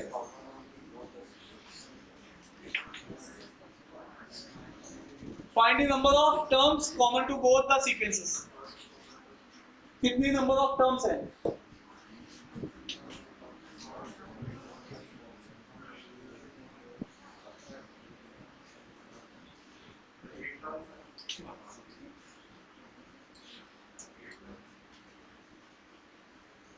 व्हाइट टी शर्ट, जल्दी से बताओ। व्हाइट टी शर्ट अभी भी होश में आ गई? हाँ भाई जल्दी से। तुम ये क्या अपने पोटली से निकालने के लिए क्या झांक झांक के देखते हो? तुम देखते ही पीछे वो भी तो पोटली में देखी। चलो भाई जल्दी बताओ। देखो इस क्वेश्चन को करने का तरीका क्या है? इस क्वेश्चन को करने का तरीका ये है, सबसे पहले देखो तुम्हारे पास क्या लिखा हुआ है। चलो मैं अब इस क्वेश्चन को कर रहा हूँ, आप समझिएगा इस क्वेश्चन में, फिर अगला क्वेश्चन तुम्हें करने के लिए फिर से दूंगा एक नया क्वेश्चन। ठीक है, ये क्वेश्चन एक्चुअल में कैट में इसी तरीके की प्रॉब्लम पूछी गई है, 2 बार पूछी गई है। तो ये 8, 11, 14, 17 इस तरीके से कहानी चल रही है इसकी। और इसकी कहानी कैसे चल रही है? 9, 13, 17, 21 और इसकी कहानी भी चल रही है। ये कहानी 107 तक है और ये कहानी 129 तक है। मेरा आपसे क्वेश्चन ये है, सबसे पहले इन दोनों में से कोई कॉमन टर्म्स तुम्हें दिख रही है? 17, तो सबसे पहले उसको आइडेंटिफाई कर लो। समझ पा रहे नहीं समझ पा रहे? ठीक है, आइडेंटिफाई कर ली। ठीक है, अब इसके बीच में कितने का फर्क है? और यहाँ पे फर्क कितने का है? तो पहला स्टेप तो ये था, स्टेप नंबर 1 था कि आप आइडेंटिफाई करो 2 सीक्वेंस के बीच में कॉमन कौन है। तो तुमने पहले स्टेप में कॉमन आइडेंटिफाई किया, वो कितना बताया था तुमने मुझे? 17। दूसरा स्टेप ये कहता है कि आप यहाँ पर एलसीएम ले लो, जो भी दोनों का कॉमन डिफरेंस है d1 d2 का, तो वो कितना आने वाला है? 12। 3 और 4 का क्या आएगा? 12। एक्चुअल में ये ऑब्जर्वेशन स्टेप नहीं है, ऑब्जर्वेशन है। स्टेप नंबर 3 में तुम करोगे क्या, जो पहला वाला नंबर था 17 उसको 12 से बढ़ा दो, कितना आएगा? अरे बोलो। तो दोनों के बीच में 29 अगली कॉमन टर्म होगी, अगर तुम बनाओ तो 29 होगी। चेक करो 17 से अगली कौन सी होगी? +3 करो 20, फिर +3 करो, फिर +3 करो, फिर +3 करो, पहुंच गए। अब इसी तरीके से इसमें +4 करो, कितना? 25। फिर अगला कौन सा? तो अगली टर्म भी मिल गई तुम्हें 29। तो हाँ अब क्या बताना, अब तो मेथड क्लियर हो गया। अरे हाँ, तो अब यहाँ पर 29। अब उसके बाद अगली टर्म कौन सी बनेगी? 29 + 12, जल्दी बोलो, 41 होगी। अब इसी तरीके से तुम्हें आगे तक जाना है। अब सोचो ध्यान से, दोनों के कॉमन सीक्वेंस बताने हैं, तो तुम्हें इनमें से लीस्ट वाला पकड़ना पड़ेगा। अरे यस या नो? तुम्हें 129 लेना है या 107 लेना है? क्योंकि कॉमन नंबर तो दोनों के लीस्ट में मिलेगा ना। तो इसका मतलब है तुम्हें यहां तक आना है, जो कि क्या है? वैल्यू 107 है। अब सुनना ध्यान से, अब तुम्हारे पास एक नई एपी बना दी तुमने। वो एपी क्या है? 17, 29, 41 और इसको 107 से क्या रखना है? कम। अब तुम्हें ये नहीं पता ये कितनी है, ये तो छोटा सीक्वेंस है। कैट में जो सीक्वेंस आया वो सीक्वेंस बड़ा है। तो तुम्हें अभी यहाँ पे क्या लगाना है? तुमने ये सोचा कि ये मेरी nth टर्म है, ये मेरी कौन सी टर्म है? nth टर्म है। और nth टर्म को लोग तुम कैसे लिखते हो? a प्लस ये लिखते हो ना। और तुम्हारे पास जो ये टर्म होगी ये किससे कम होनी चाहिए? 107 से क्या होनी चाहिए? कम या फिर बराबर, क्योंकि दोनों का मिनिमम है। इधर देखो भैया, ठीक है, तो a की वैल्यू है 17, दोनों में फर्क कितने का है? 12 का है। तो यहाँ पे क्या लिखोगे? n - 1 × 12। और बस इसी चीज को तुम सॉल्व कर लोगे, n की वैल्यू आ जाएगी। अगर मान लो फ्रैक्शन में आ रही 8.5 तो 8.5 से कम लेनी मतलब 8 लेनी है। ठीक समझ पा रहे हो? तो यहाँ से ये चीज, ये तो छोटा प्रॉब्लम है, कैट में जो पूछा था वो थोड़ी सी बड़ी प्रॉब्लम थी।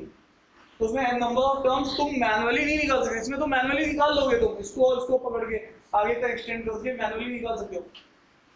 क्या ये बात समझ में आ गई सबको? तो चलो इसको फाइनल करते हैं, इसमें से इसको घटाओ, कितना बचेगा? 90 बचेगा। और फिर ये 90, ये कितना है n-1, ये कितना है 12, 12 से इसको डिवाइड करना जरा, 7 पॉइंट आ रहा है, बोलो 7.5 बता दें। तो इधर करेंगे तो n की वैल्यू क्या हो जाएगी? लेस देन और इक्वल टू 8.5। तो इसका मतलब है तुम्हें अब वैल्यू इंटीजर लेनी है नंबर ऑफ टर्म्स में, तो तुम्हारे पास टर्म्स कितनी होंगी? 8 ऐसी टर्म्स होंगी। ये बात समझ में कितने लोगों को आ गई? Raise your hand. ऐसा मत करो, मैं तुम्हें पूरी क्लास की कसम खाऊंगी। ठीक है? हाँ भाई, कि वादिया जी समझ में आ गई वाली बात? व्हाइट टी शर्ट तो निकल ही चुका था आपका, व्हाइट टी शर्ट आपकी है। पीछे वाले बाबूजी सबको क्लियर? कितने लोगों को ये प्रॉब्लम क्लियर हो गई? Raise your hand. सबको क्लियर होगी? इसका मतलब अगली प्रॉब्लम जो मैं दूंगा फटाफट बना दोगे? चलो बनाओ, इसको नोट कर लिया ना सबने? ऐसे 8 सीक्वेंस है। अब मैं एक प्रॉब्लम दे रहा हूं, उसको बनाइए, लिखिएगा कंसीडर द 2 सीक्वेंसेस। लिखिएगा कंसीडर द 2 सीक्वेंसेस।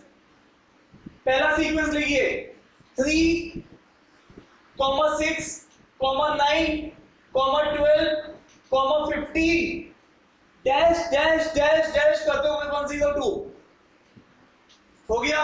सीक्वेंस 2 लिखना, सीक्वेंस 2 4, 8, 12, 6, क्या आएगा? 16 है ना? 12 के बाद क्या आएगा? 16 और उसके बाद डैश डैश डैश करते हुए 124 लिखना। 124 find the number of terms common to both the sequences. Find the number of terms common to both the sequences. 8 is the right answer.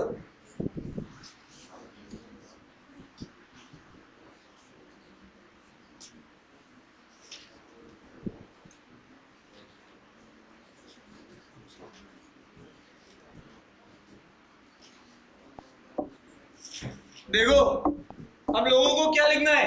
दोनों सीक्वेंसेस का लीस्ट क्या है? अरे बोलो भाई, लिस्ट क्या था दोनों सीक्वेंसेस का? 102। तो तुम्हें यहां पे लिखना क्या था? a plus n-1 into D. तो वो दोनों में जो कॉमन था, दोनों टर्म्स में जो कॉमन था वो क्या था? 12 था। दोनों टर्म्स में कॉमन क्या था? 12। तो 12 यहां पे लिख दिया, n-1। और पहला नंबर कौन सा था जो सेम था? वो भी 12 था। तो 12, तो ये कितना आ गया? 102। तो अब यहां से इसको माइनस करोगे तो ये n-1 12, ये 90, और फिर से इसको क्या करोगे? डिवाइड। दिख रहा है ना? 7 पॉइंट समथिंग आएगा, तो कोई बात नहीं। और यहां से कितना हो गया? 8 पॉइंट समथिंग। तो इसका मतलब है मिनिमम कितना पकड़ूं? 8 से थोड़ा ज्यादा है तो हमें इंटीजर वैल्यू 8। क्या बात समझ में आ रही कि नहीं आ रही है? तो तुमने ये चीज कैसे देखी है? ये चीज ऑब्जर्व की है तुमने वहां पर जो बनाई है।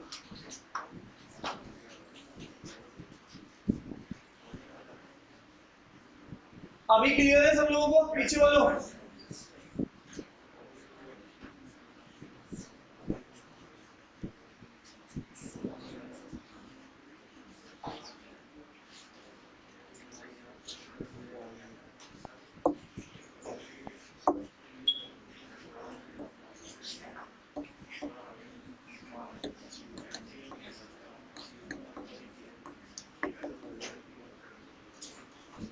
हाँ जी आइए। पहली टर्म है 2, अगली टर्म है 6, तो इसको 18। अब देखो इसको किससे मल्टीप्लाई किया मैंने? इसको किससे मल्टीप्लाई किया है? तो बस आगे से तुम बताते जाओ 3 से मल्टीप्लाई करके, जल्दी बोलो। फिर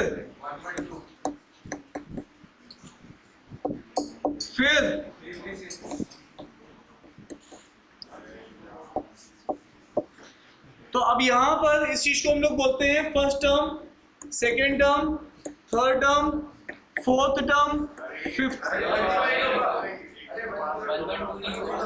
कुछ कितना लिखवा दिया? तुम्ही ने बोला था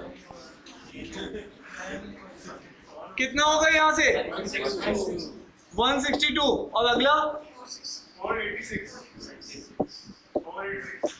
ठीक है, तो ये कौन बोल रहा था?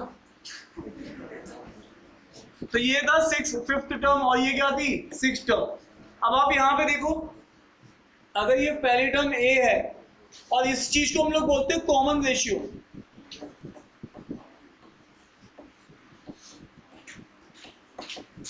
वहां कॉमन डिफरेंस बोलते थे, जीपी के कैसे बोलते हैं? Common ratio. ठीक है, तो ये ए था, ए के साथ आपने ए आर मल्टीप्लाई किया, कॉमन रेशियो आर मतलब 3 into 2 है ना। और यहां पर फिर क्या किया आपने? ए आर स्क्वेयर और यहां पर ए आर क्यूब, इसी तरीके से ए आर की पावर 4। तो इसका मतलब ये तो फिर वही बात आ रही है, अगर nth टर्म है तो एक कम करके पावर आ रही है। अरे यस या नो? एपी में आप क्या लिखते थे? nth टर्म को tn लिखते थे, तो आप क्या लिखते थे? a plus n minus 1 d। इसी तरीके से आप जब जीपी में आ गए हो तो nth टर्म को कैसे लिखोगे? a r n minus 1। देखो ना, थर्ड टर्म है तो पावर 2 आ रही है, फोर्थ टर्म है तो 3 आ रही है, फिफ्थ टर्म है तो 4 आ रही है।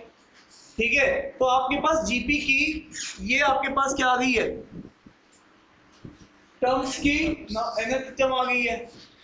अब यहां पर इसी तरीके से सम ऑफ nth टर्म भी हम जान जाते हैं। हाँ भाई, ये क्या होता है? a r n और नीचे क्या होता है?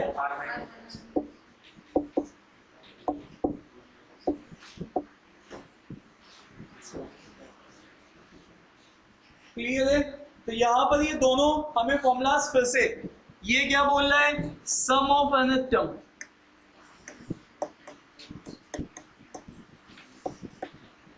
ठीक है,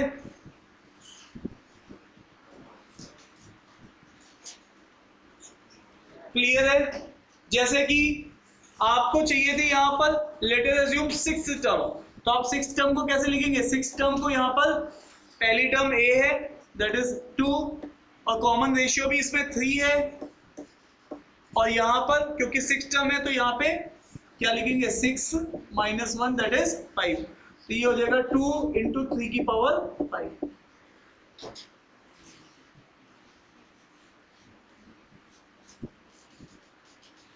और मान लीजिए आपको सिक्स टर्म का सम चाहिए, सम ऑफ सिक्स टर्म, पहले 6 टर्म का सम चाहिए, तो आपने पहले a लिखेंगे, a is 2, a को लिख दिया 2, उसके बाद फिर आप लिखेंगे r, r आप जानते हो 3, और कौन सा टर्म है? सिक्स टर्म, तो पावर 6, और नीचे क्या लिखेंगे? 3 माइनस 1। इसको सॉल्व करके ये सम आ जाएगा। क्लियर है? तो आपको लिखने का एक तरीका भी समझ में आ गया होगा सब लोगों को, इसको कैसे लिखा जा रहा है, बोलिए।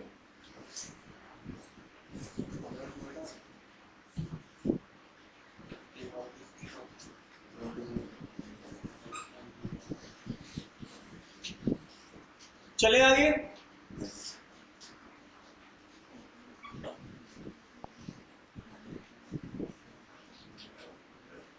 अब देखिए इस क्वेश्चन को देखिए,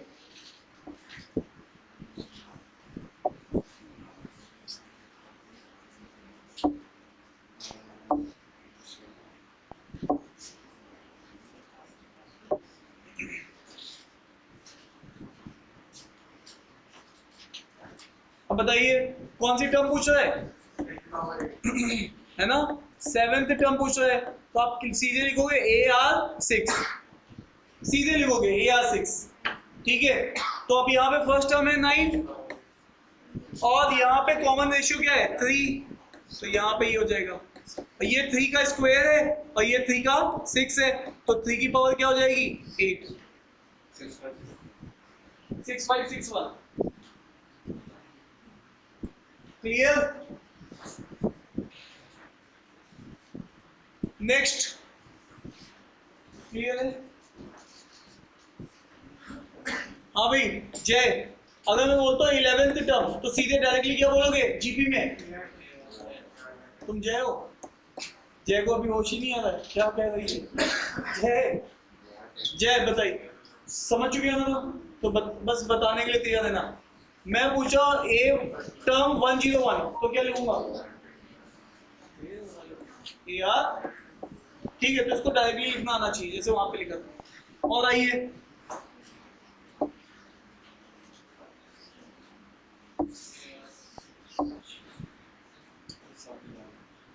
हाँ ए आर कर देंगे। सम चाहिए हमें। सम का फॉर्मूला आप लोग जानते हैं nth टर्म का, a r n माइनस 1 और r माइनस 1। ठीक है, क्या यूज करोगे यहां पर? कॉमन रेशियो क्या है? और यहाँ पे कितना 6 नहीं 7, इससे ये क्या हो जाएगा कैंसिल। आंसर कितना आ जाएगा 4 की पावर 7 माइनस। क्लियर है भाई लोगों? देख लो बस फॉर्मूला इम्प्लीमेंटेशन करवा रहा हूं। ठीक है, चले आगे।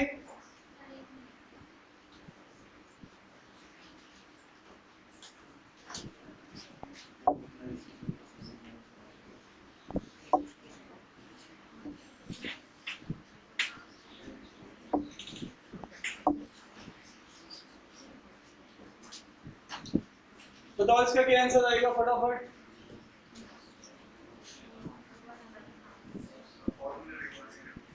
फॉर्मूला लिखवा दीजिए।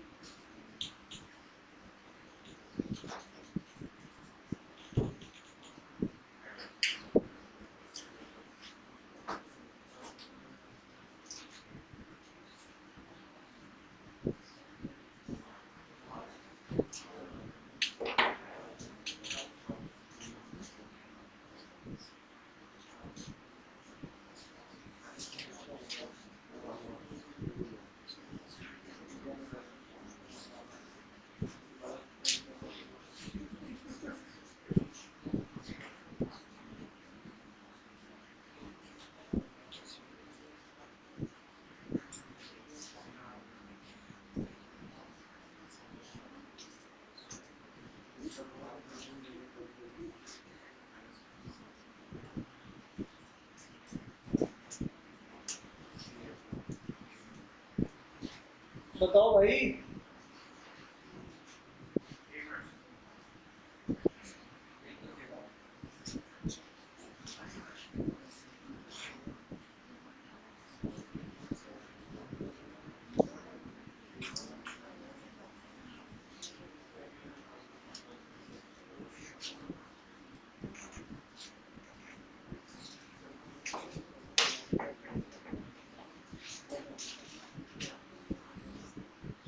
ट्राई करो सब लोग, इसलिए टाइम दिया है।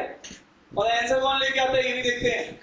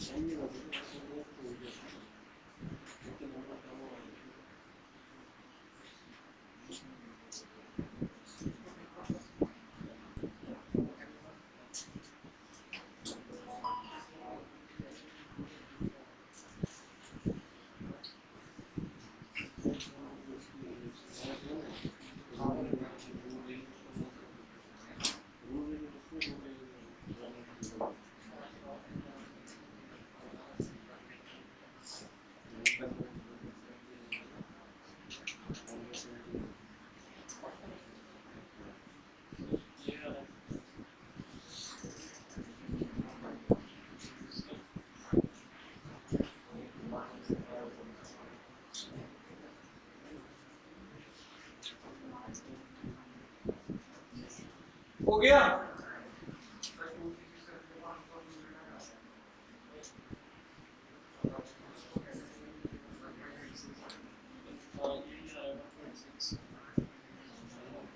सब लोगों ने काफी ट्राई कर लिया है। आइए एक बार आपसे कुछ बातें पूछते हैं। ये है एपी, ये है जीपी। क्या क्या सीखा था तुमने? nth टर्म क्या बोला? जल्दी बोलो। ए प्लस। जीपी में क्या बोला?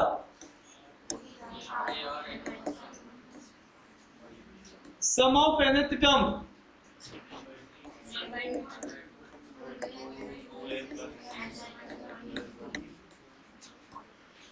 यहां पर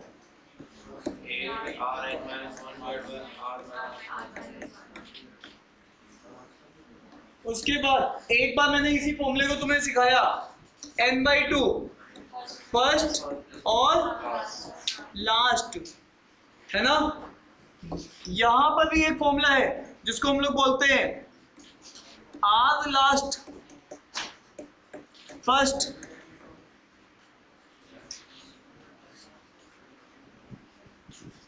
फॉर्मूला कंप्लीट थोड़ा हुआ है। ये भी देखो, जैसे ये बना था ना, तो उसी से ये भी बनाते हैं। जैसे इससे ये बना है, इससे ये वाला फॉर्मूला बनाते हैं। और ये फॉर्मूला अगर तुमने यूज किया बहुत जल्दी बता दोगे। वो फॉर्मूला होता है आर लास्ट, देखो माइनस है उसमें कि प्लस है। यहाँ क्या है? यहाँ क्या है? वहां क्या है? तो यहाँ क्या लिखोगे?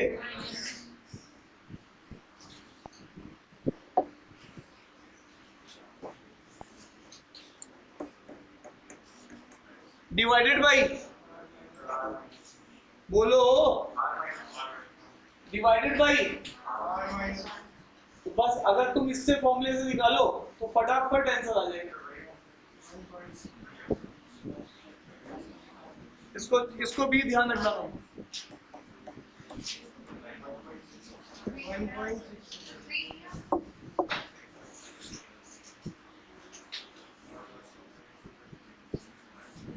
अब आओ अपने क्वेश्चन में, क्या बोल रहा है वो? Sum of all terms. तुमने क्या सीखा है? R lost minus divided by. तो ये सम कितना है? 14209। और यहां पे क्या है? r-1। और ये क्या है? r लास्ट टर्म कितनी है? 9477। और यहाँ पे फर्स्ट कौन सी है? 13। क्रॉस मल्टीप्लाई कर लो। 14209 r-14209। और यहां से ये हो जाएगा r,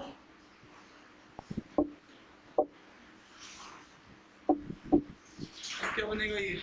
9477r। इसमें से इसको घटाना जरा, इसमें से इसको घटाना, कितना आ रहा है? 4732।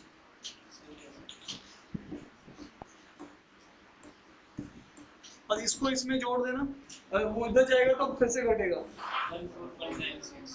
14196। अब इसको डिवाइड करना जरा, r comes out to be 3। और मैडम आपने इससे सॉल्व किया था या फिर पूरा सॉल्व किया था? कंप्लीट सॉल्व किया था, उसमें टाइम लग गया होगा। हाँ, आगे बात उस तरीके से भी सॉल्व करना है या यही फॉर्मूला यूज करोगे? जल्दी बताओ। उस तरीके से सॉल्व करवा दूं एक बार? हाँ कर दे, ना कह रहे? हर्षित हंस रहा है। ठीक है, चलो भाई क्वेश्चन चेंज कर लेते हैं। एक ही क्वेश्चन को दोबारा से क्या करना? तुम लोग समझ गए हो ना? ठीक है, तो ये यहाँ पर मतलब तुम्हें एक फॉर्मूला मिसिंग था जिसकी वजह से तुम ये नहीं कर पाए। R last minus first divide by are minus one, ये क्या देता है? Sum of n at term. यही तीन इधर फॉर्मूले, यही तीन इधर फॉर्मूले, बस इधर इनफाइनाइट जीपी का एक फॉर्मूला और आ जाएगा। बोलो भाई लोगों।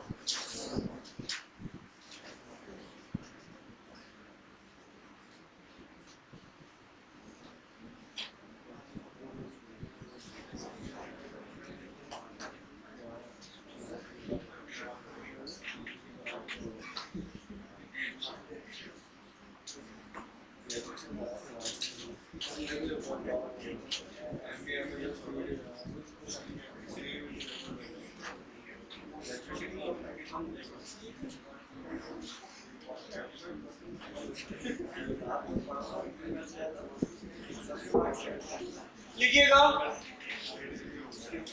Write down in an GP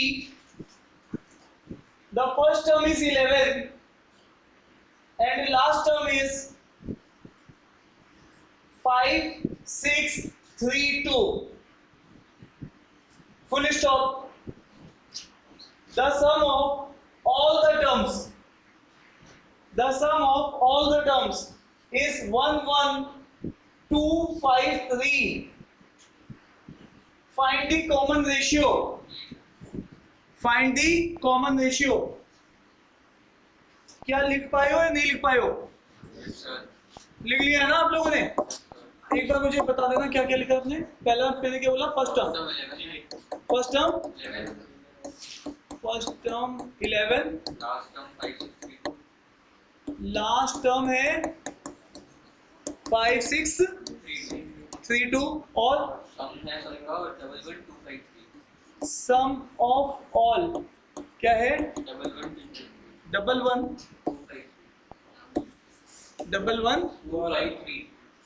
2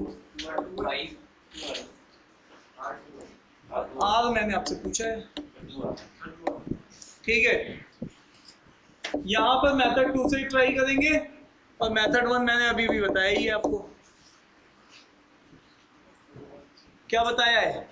are last minus first divided by are minus one is equal to some.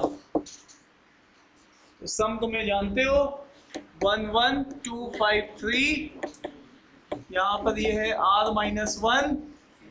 Are last कितनी है हमारे पास?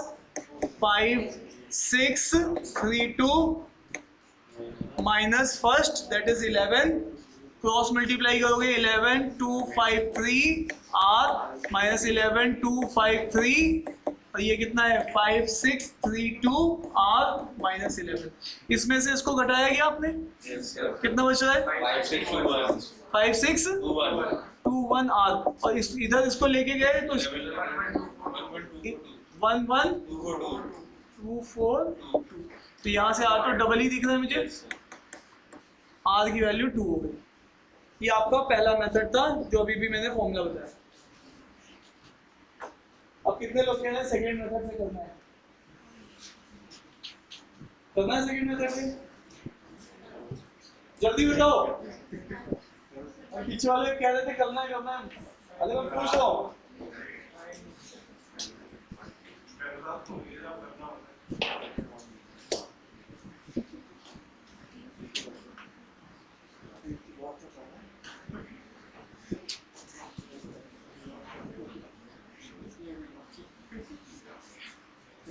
आप सबसे पहले इस लास्ट टर्म को पकड़िए।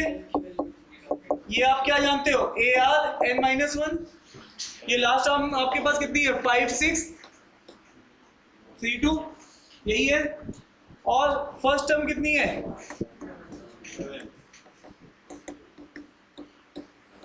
इससे डिवाइड करिए, कितने टाइम जाएगी? 5 1 2। तो आर एन माइनस 2 ये कितनी आ जाएगी? 2 की पावर 9। यही तो होती है। बोलो भाई। तो अब यहां से n minus one is equal to कितना आ गया? तो n की वैल्यू कितनी आ गई? आपके पास नंबर ऑफ टर्म्स आ गई है।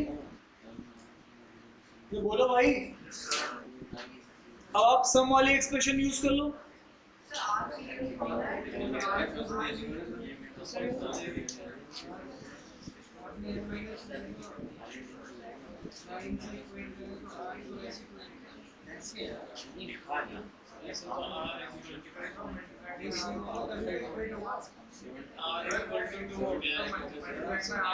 ये भी ऐसे ही करेंगे, यहाँ से तो आर भी हम कंपेयर कर सकते हैं।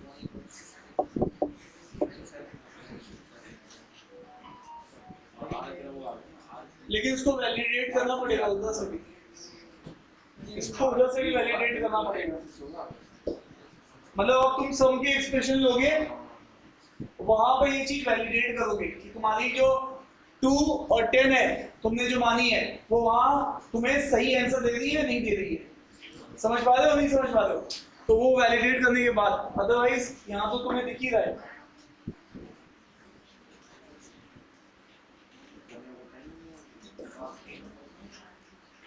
अच्छा एक बात और बता दूं आपको, एक होती है इनफाइनाइट जीपी, वो भी बता दूं क्या आती है। हाँ जी भी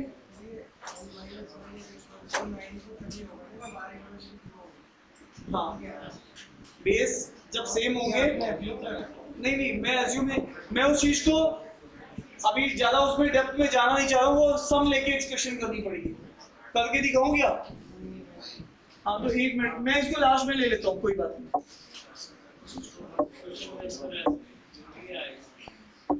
नहीं आएगा ना उससे, जल्दी वाला तो मेथड बता ही दिया है। अभी उस वाले डिस्कशन को मैं कंप्लीट करता हूँ, पहले इनफाइनाइट जीपी बता दूँ, जीपी खत्म कर दूँ पहले मैं। इनफाइनाइट जीपी, इनफाइनाइट जीपी कब आएगी? नहीं, इनफाइनाइट जीपी आपके पास तब आएगी जब आपके पास कॉमन रेशियो 1 और -1 के बीच में होगा, ठीक है? तो इसका मतलब है r -1 और 1 के बीच में होगा।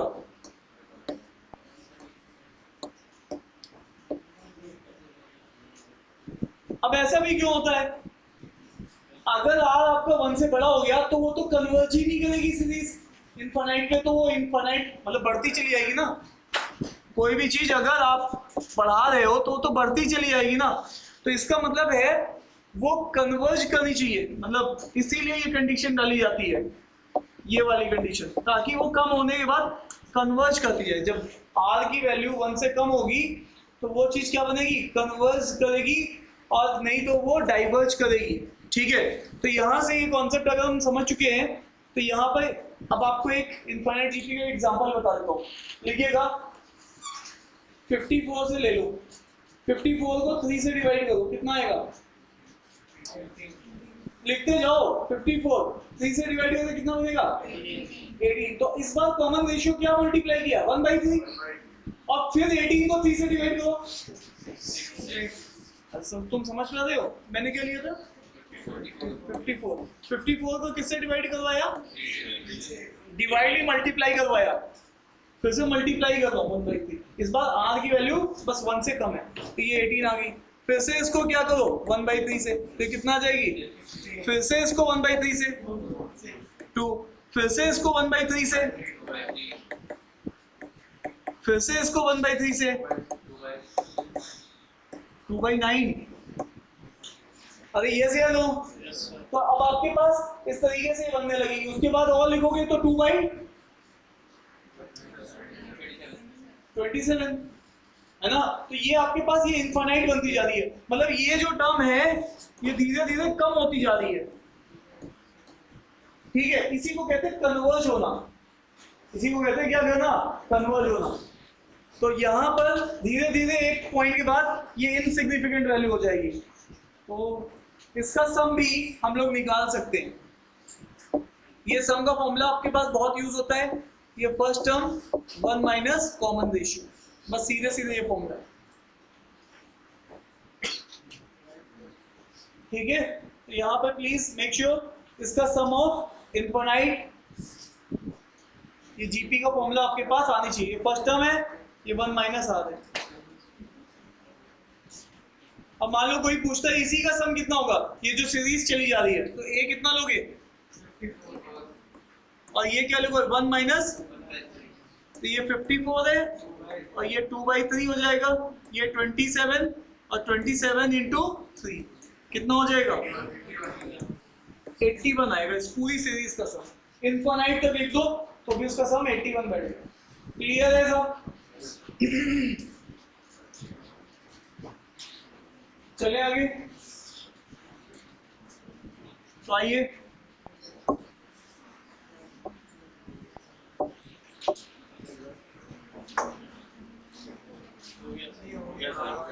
इसको हमने फिर सॉल्व भी किया यहाँ पे,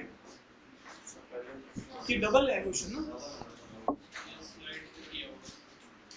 अच्छा ये है, दोबारा आगे तो उसको हटा देते हैं, ये देखो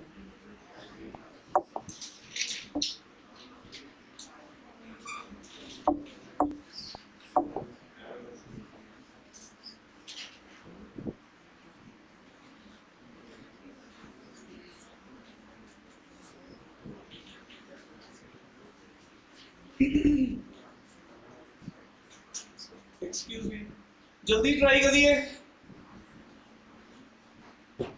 आप कहाँ थी मैडम? हाँ चेन्नई गई थी, क्या करी?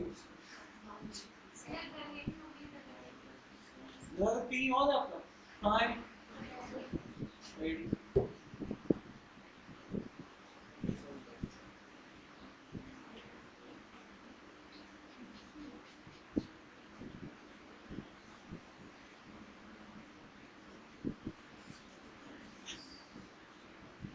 कुछ तो लिख लो, फर्स्ट टर्म लास्ट टर्म कुछ ऐसे करके लिखो तो। वो लिख रहा है,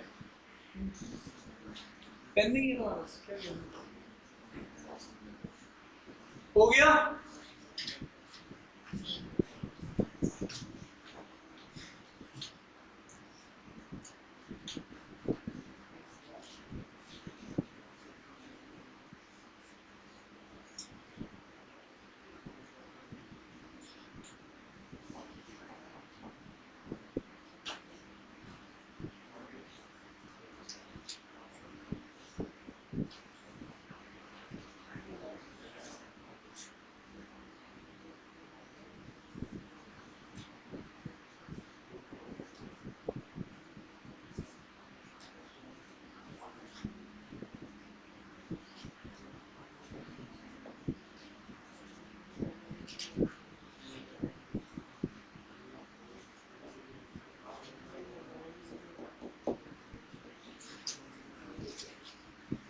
तुम लोग पीछे निकाल नहीं रहे हो, बातें कर रहे हो। शुभांकर अब आपकी टर्न है आगे आने की, आपको इसलिए नहीं बुला रहा हूँ क्योंकि आप बैठ जाओगे 3 लोगों को दिखेगा नहीं।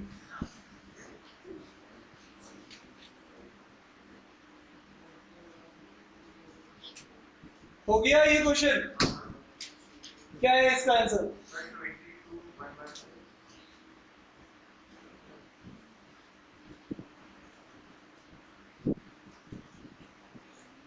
देखिए इनफाइनाइट जीपी प्रोग्रेशन है, जैसा कि आप जानते हैं जीपी होती है, जीपी कुछ ऐसे होती है ए R square A R cube, ये तो मैंने बताया था ना।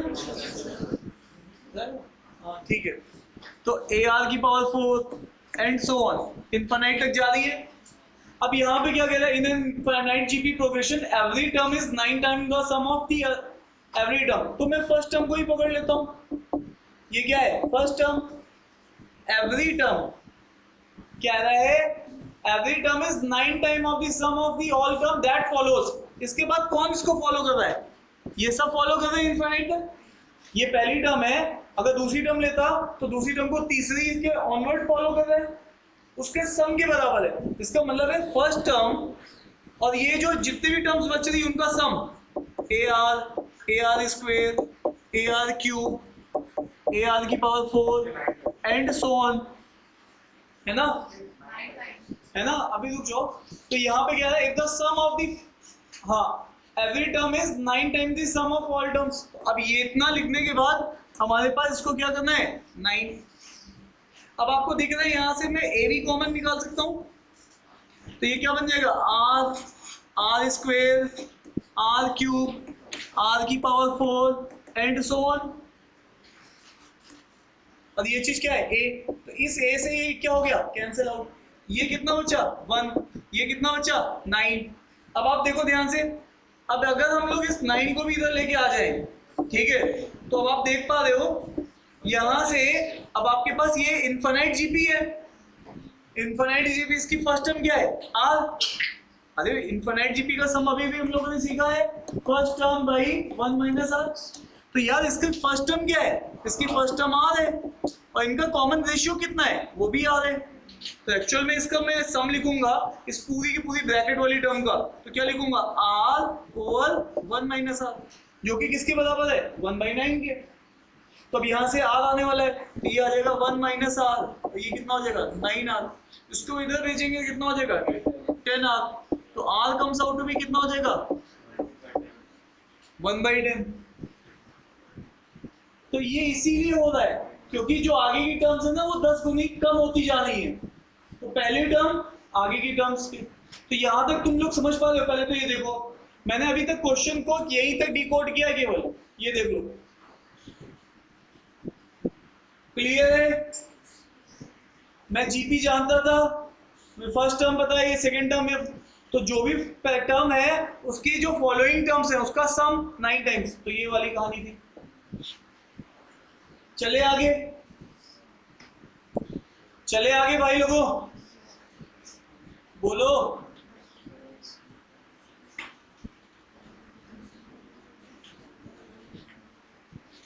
यहां तक कितने लोग कंफर्टेबल, जल्दी बोलो यार, अभी 8 क्वेश्चन और कर रही है, 12 क्वेश्चन है, जल्दी बोलो। हाँ भाई कितने लोग समझ गए, रेज योर हैंड, सब लोग समझ गए यहां तक। अब आगे चलेंगे। अब आपके पास क्या बोल रहा है, if the sum of first and last second term, first term कौन सी थी इसमें ए, सेकंड टर्म क्या थी, इसका सम कितना है, तो क्या बोल रहा है वो a plus r is equal to 22, तो a भी यहां से आ जाएगा 1 प्लस 10 करके, a comes out to be how much 22 कितने टाइम 2 टाइम्स, तो a comes out to be how much 20 आ जाएगा, ये a 20 r 1/10। अब क्या पूछ रहा है वो,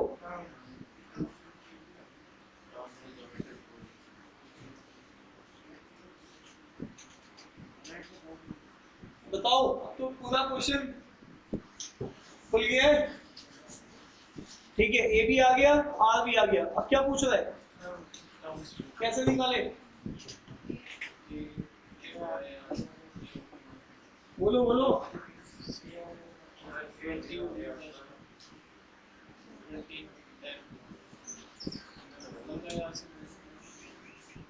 अरे बोलो भाई मेरे,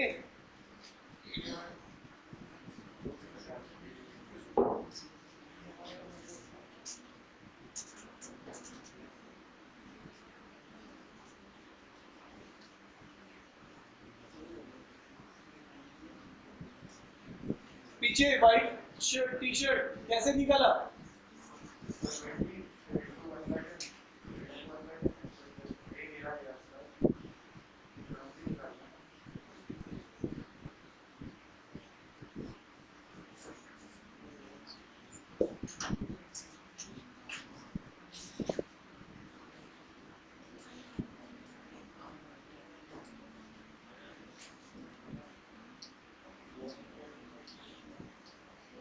कितना आया आंसर इसका,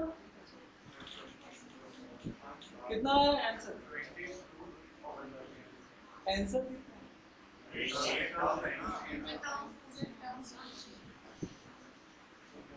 हर्षित कितना आ रहा है आंसर, क्या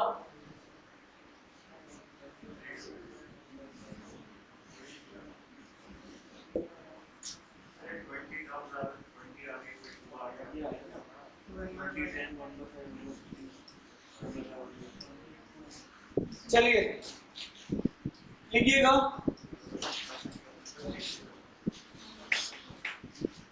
इसी क्वेश्चन को आपको फटाफट बनाना है मैं डेटा चेंज करता हूं, फटाफट बनाओ, लिखिएगा इन एन इनफाइनाइट जीपी, फटाफट लिखिएगा in an infinite GP every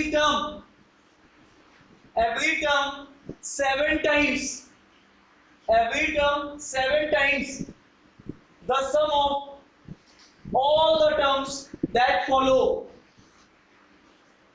I repeat, every term 7 times the sum of all the term that follows. Full stop. If the sum of first and second term is 9, if the sum of first and second term is 9, find the terms of GP. Find the terms of GP.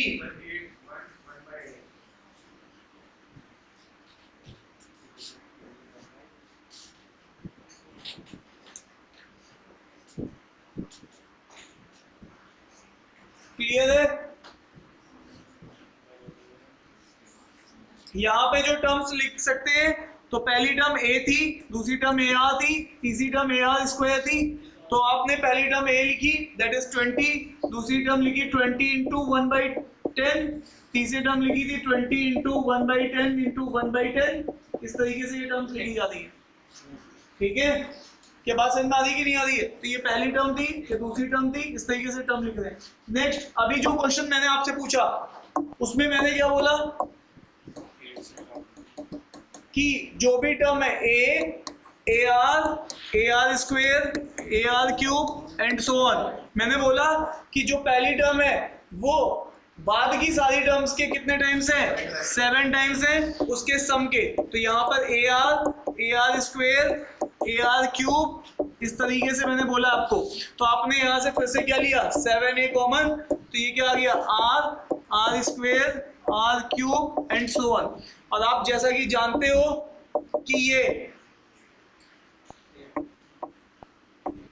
Cancel out हो जाएगा, ये बन जाएगा 1/7 और ये बनेगा r 1 minus r। फिर cancel, इसको क्रॉस मल्टीप्लाई करेंगे 7r, तो ये यहां से आ जाएगा, ये कितना आ जाएगा? 8r is equal to 1, r is equal to 1/8। जब r इज इक्वल टू 1/8 है तो पहली दो टर्म का सम मैंने आपको क्या बताया था? फर्स्ट एंड सेकेंड टर्म 9 है, तो मतलब a प्लस ए आर 9 बताया था, तो a ले लो कॉमन, ये हो गया 1 plus r, it comes out to be 9। यहाँ पे वैल्यू डाल देना 1 प्लस 1/8, तो दैट इज 9/8, 9 से 9 कैंसिल, तो a भी कितना आ गया? a भी 8 आ गया। तो बस यहाँ से टर्म्स लिख दी थी, फर्स्ट टर्म a ही है दैट इज 8, दूसरी टर्म जो है वो ए आर है तो दैट इज 1, तीसरी टर्म क्या लिखेंगे? तो 1/8 आ जाएगा। इस तरीके से आप इसको लिख सकते हैं। सब लोग समझ पा रहे हो ना? ठीक है ना? बोलो भाई लोगों, डन। नेक्स्ट क्वेश्चन में चलते हैं।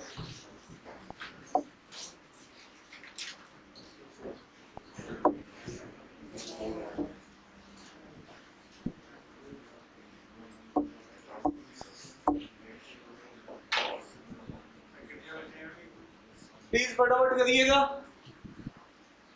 कौन पूछेगा? कितने बच्चे? क्वेश्चन करते चलो।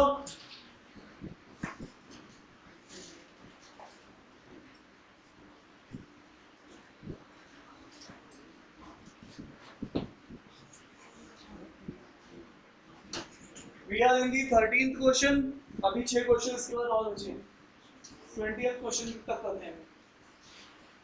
बीच में मेरे एग्जाम्पल अलग है, वो आपको कंफर्टेबल करने के लिए, अगर आप बोल दो तो मैं इनको हटा देता हूँ।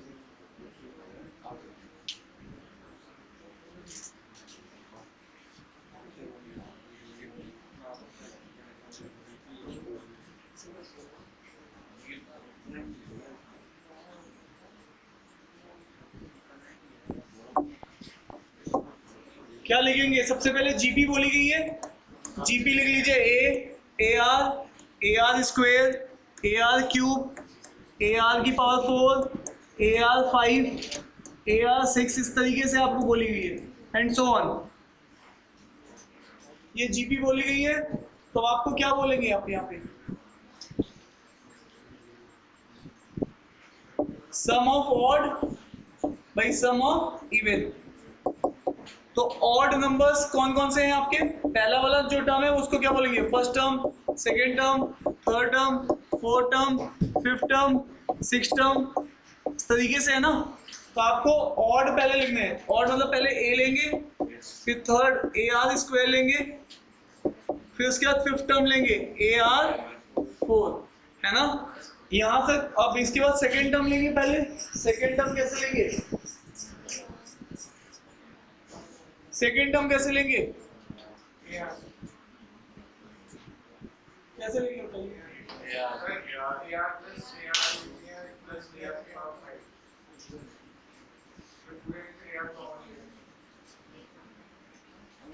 जी सर।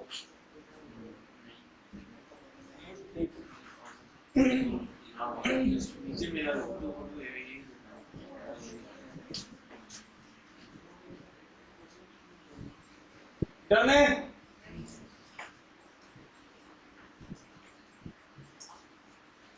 करिए फटाफट इसको, ट्राई कीजिए फटाफट। हो गया?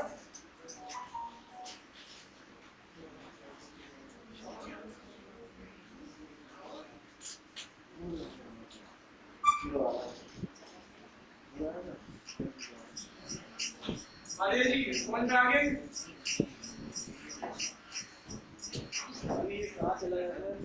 कहाँ हो भाई? हाँ यही कहाँ बैठो भाई, कोई यार उनको ऊपर रिसेप्शन में बैठा लेना। हेलो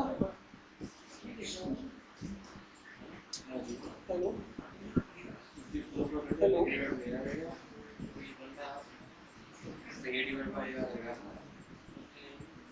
भाई लोगों ये क्या है? ये क्या लिखेंगे यार, जल्दी बोलो। ए आर फिर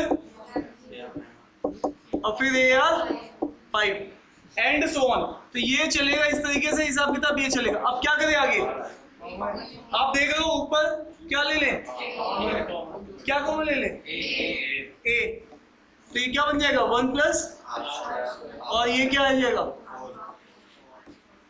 एंड सो ऑन। और नीचे क्या कॉमन ले ले? तो ये क्या बन जाएगा? 1 प्लस, और ये क्या हो जाएगा? And so on. इससे ये क्या हो जाएगा? ये कैंसिल हो जाएगा। तो ये क्या बन जाएगा? ए से ए कैंसिल हो जाएगा, तो ये क्या बनेगा? 2 बाई, तो r comes out to be. ठीक है? अरे बोलो, यहां तक डन है क्या? अब उसके बाद अगर हम लोग देख रहे हैं यहाँ पर, तब आपको मैं एक चीज पूछना चाहता हूं। इसी सेम क्वेश्चन में अगर मैं चेंज करता और फटाफट आंसर बताना, और मैं बोलता 1:5 है, आंसर बोलो जल्दी से। बोलो भाई 5:1। तो क्या मैं 5 भी नहीं बोल सकता हूँ? चलिए कहाँ चलिए, पीछे जाने के लिए तैयार बैठे।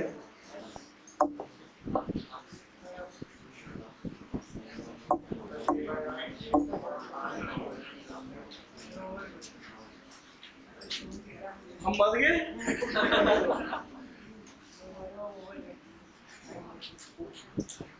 आपसे ज्यादा जल्दी मुझे कोई किसी को, मुझे मेरे को था मैं क्लास 1 बजे खत्म कर दूंगा, तो मैंने 2 बजे उनको टाइम दिया।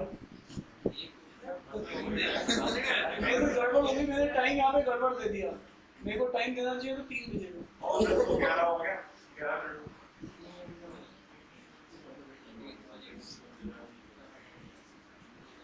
एक्चुअल में अब यहाँ से कैट स्टार्ट हुआ है। ये तो एपीजीपी का केवल बेसिक था। अब जो आगे मैं बताऊंगा वो कैट है। समझ पा रहे हो? अभी तक तो मैंने तुम्हें जो सिखाया वो तो केवल तुम्हें ये सिखाया कि बेटा तुम कैसे हो, अच्छे हो कि नहीं हो। अब मैं कैट में एंट्री लेने जा रहा हूं। अच्छा यहाँ पर, हाँ भाई हर्षित जी जल्दी से बताइए, हर्षित जी क्या जीपी में टर्म्स कैसे मानेंगे? 3 टर्म्स हुई तो जल्दी से, ए बाई आर, ए क्या ए आर, और 4 टर्म्स हुई तो कैसे मानेंगे, और 5 टर्म्स हुई तो कैसे मानेंगे?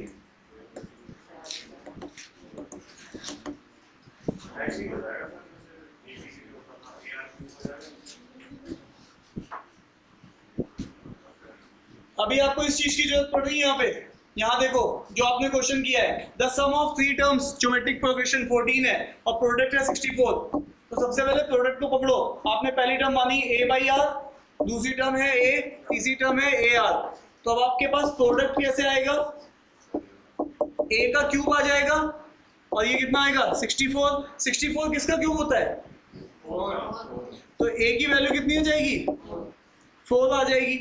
अब आ जाइए, हाँ जी, अब उसके बाद वो क्या बोल रहा है? सम ऑफ 3 नंबर्स कितना है? a by r, a r किसके किसके बराबर है? 14 के। और इसमें से आप किसको जानते हो? a को। तो ये क्या है? क्या आर, ठीक है साहब। ये किसके बराबर है? 4 के। तो यहाँ पे आप लिखेंगे 4, ये हो जाएगा 14 बाई 4, और इसको आप लेंगे यहाँ से तो ये हो जाएगा r, ये हो जाएगा 1 प्लस आर स्क्वायर। तो अब क्या बोलूँ मैं? ये हो जाएगा 7, ये हो जाएगा 2, और यहाँ से इसको बनाएंगे 2, 7r, ये बन जाएगी 2r स्क्वायर। तो 2r स्क्वायर माइनस कितना जाएगा? 5r plus 2। अब आप देखो आपका जो प्रोडक्ट है वो आ रहा है 4 और सम जो आ रहा है वो आ रहा है 5। ये तो आ रहा है, सम में जो भी होता है वो उल्टा लेते हैं, रिवर्स साइन। तो अब आप इसको कैसे स्प्लिट करोगे? 5 नहीं, 4 और 1। तो ये आपके 2 वैल्यूज आ गए कॉमन रेशियो के। एक बार आया कितना? 4 और दूसरी बार क्या आया? 1। इसको लेते हुए टर्म्स बनाओगे अब तुम। तो मेरी बात समझ पा रहे? क्वाड्रेटिक को कैसे ब्रेक करते हैं? जो मिडल टर्म्स होती हैं, अच्छा नहीं गड़बड़ हो गया इसमें। तो ये इसका कोएफिशिएंट है ना, तो 2 से डिवाइड भी करेंगे लास्ट में, है ना? अच्छा सुन लो ध्यान से, जब ये 1 होता है तब तो इसको जैसा होता है वही आंसर बोल देते हो। जब यहाँ पर कुछ होता है, बस 2 मिनट पे चल, वहां इशारा भी समझता हूँ। ठीक है, डन है क्या? अच्छा बोलो भाई लोगों। तो अनफॉर्चुनेटली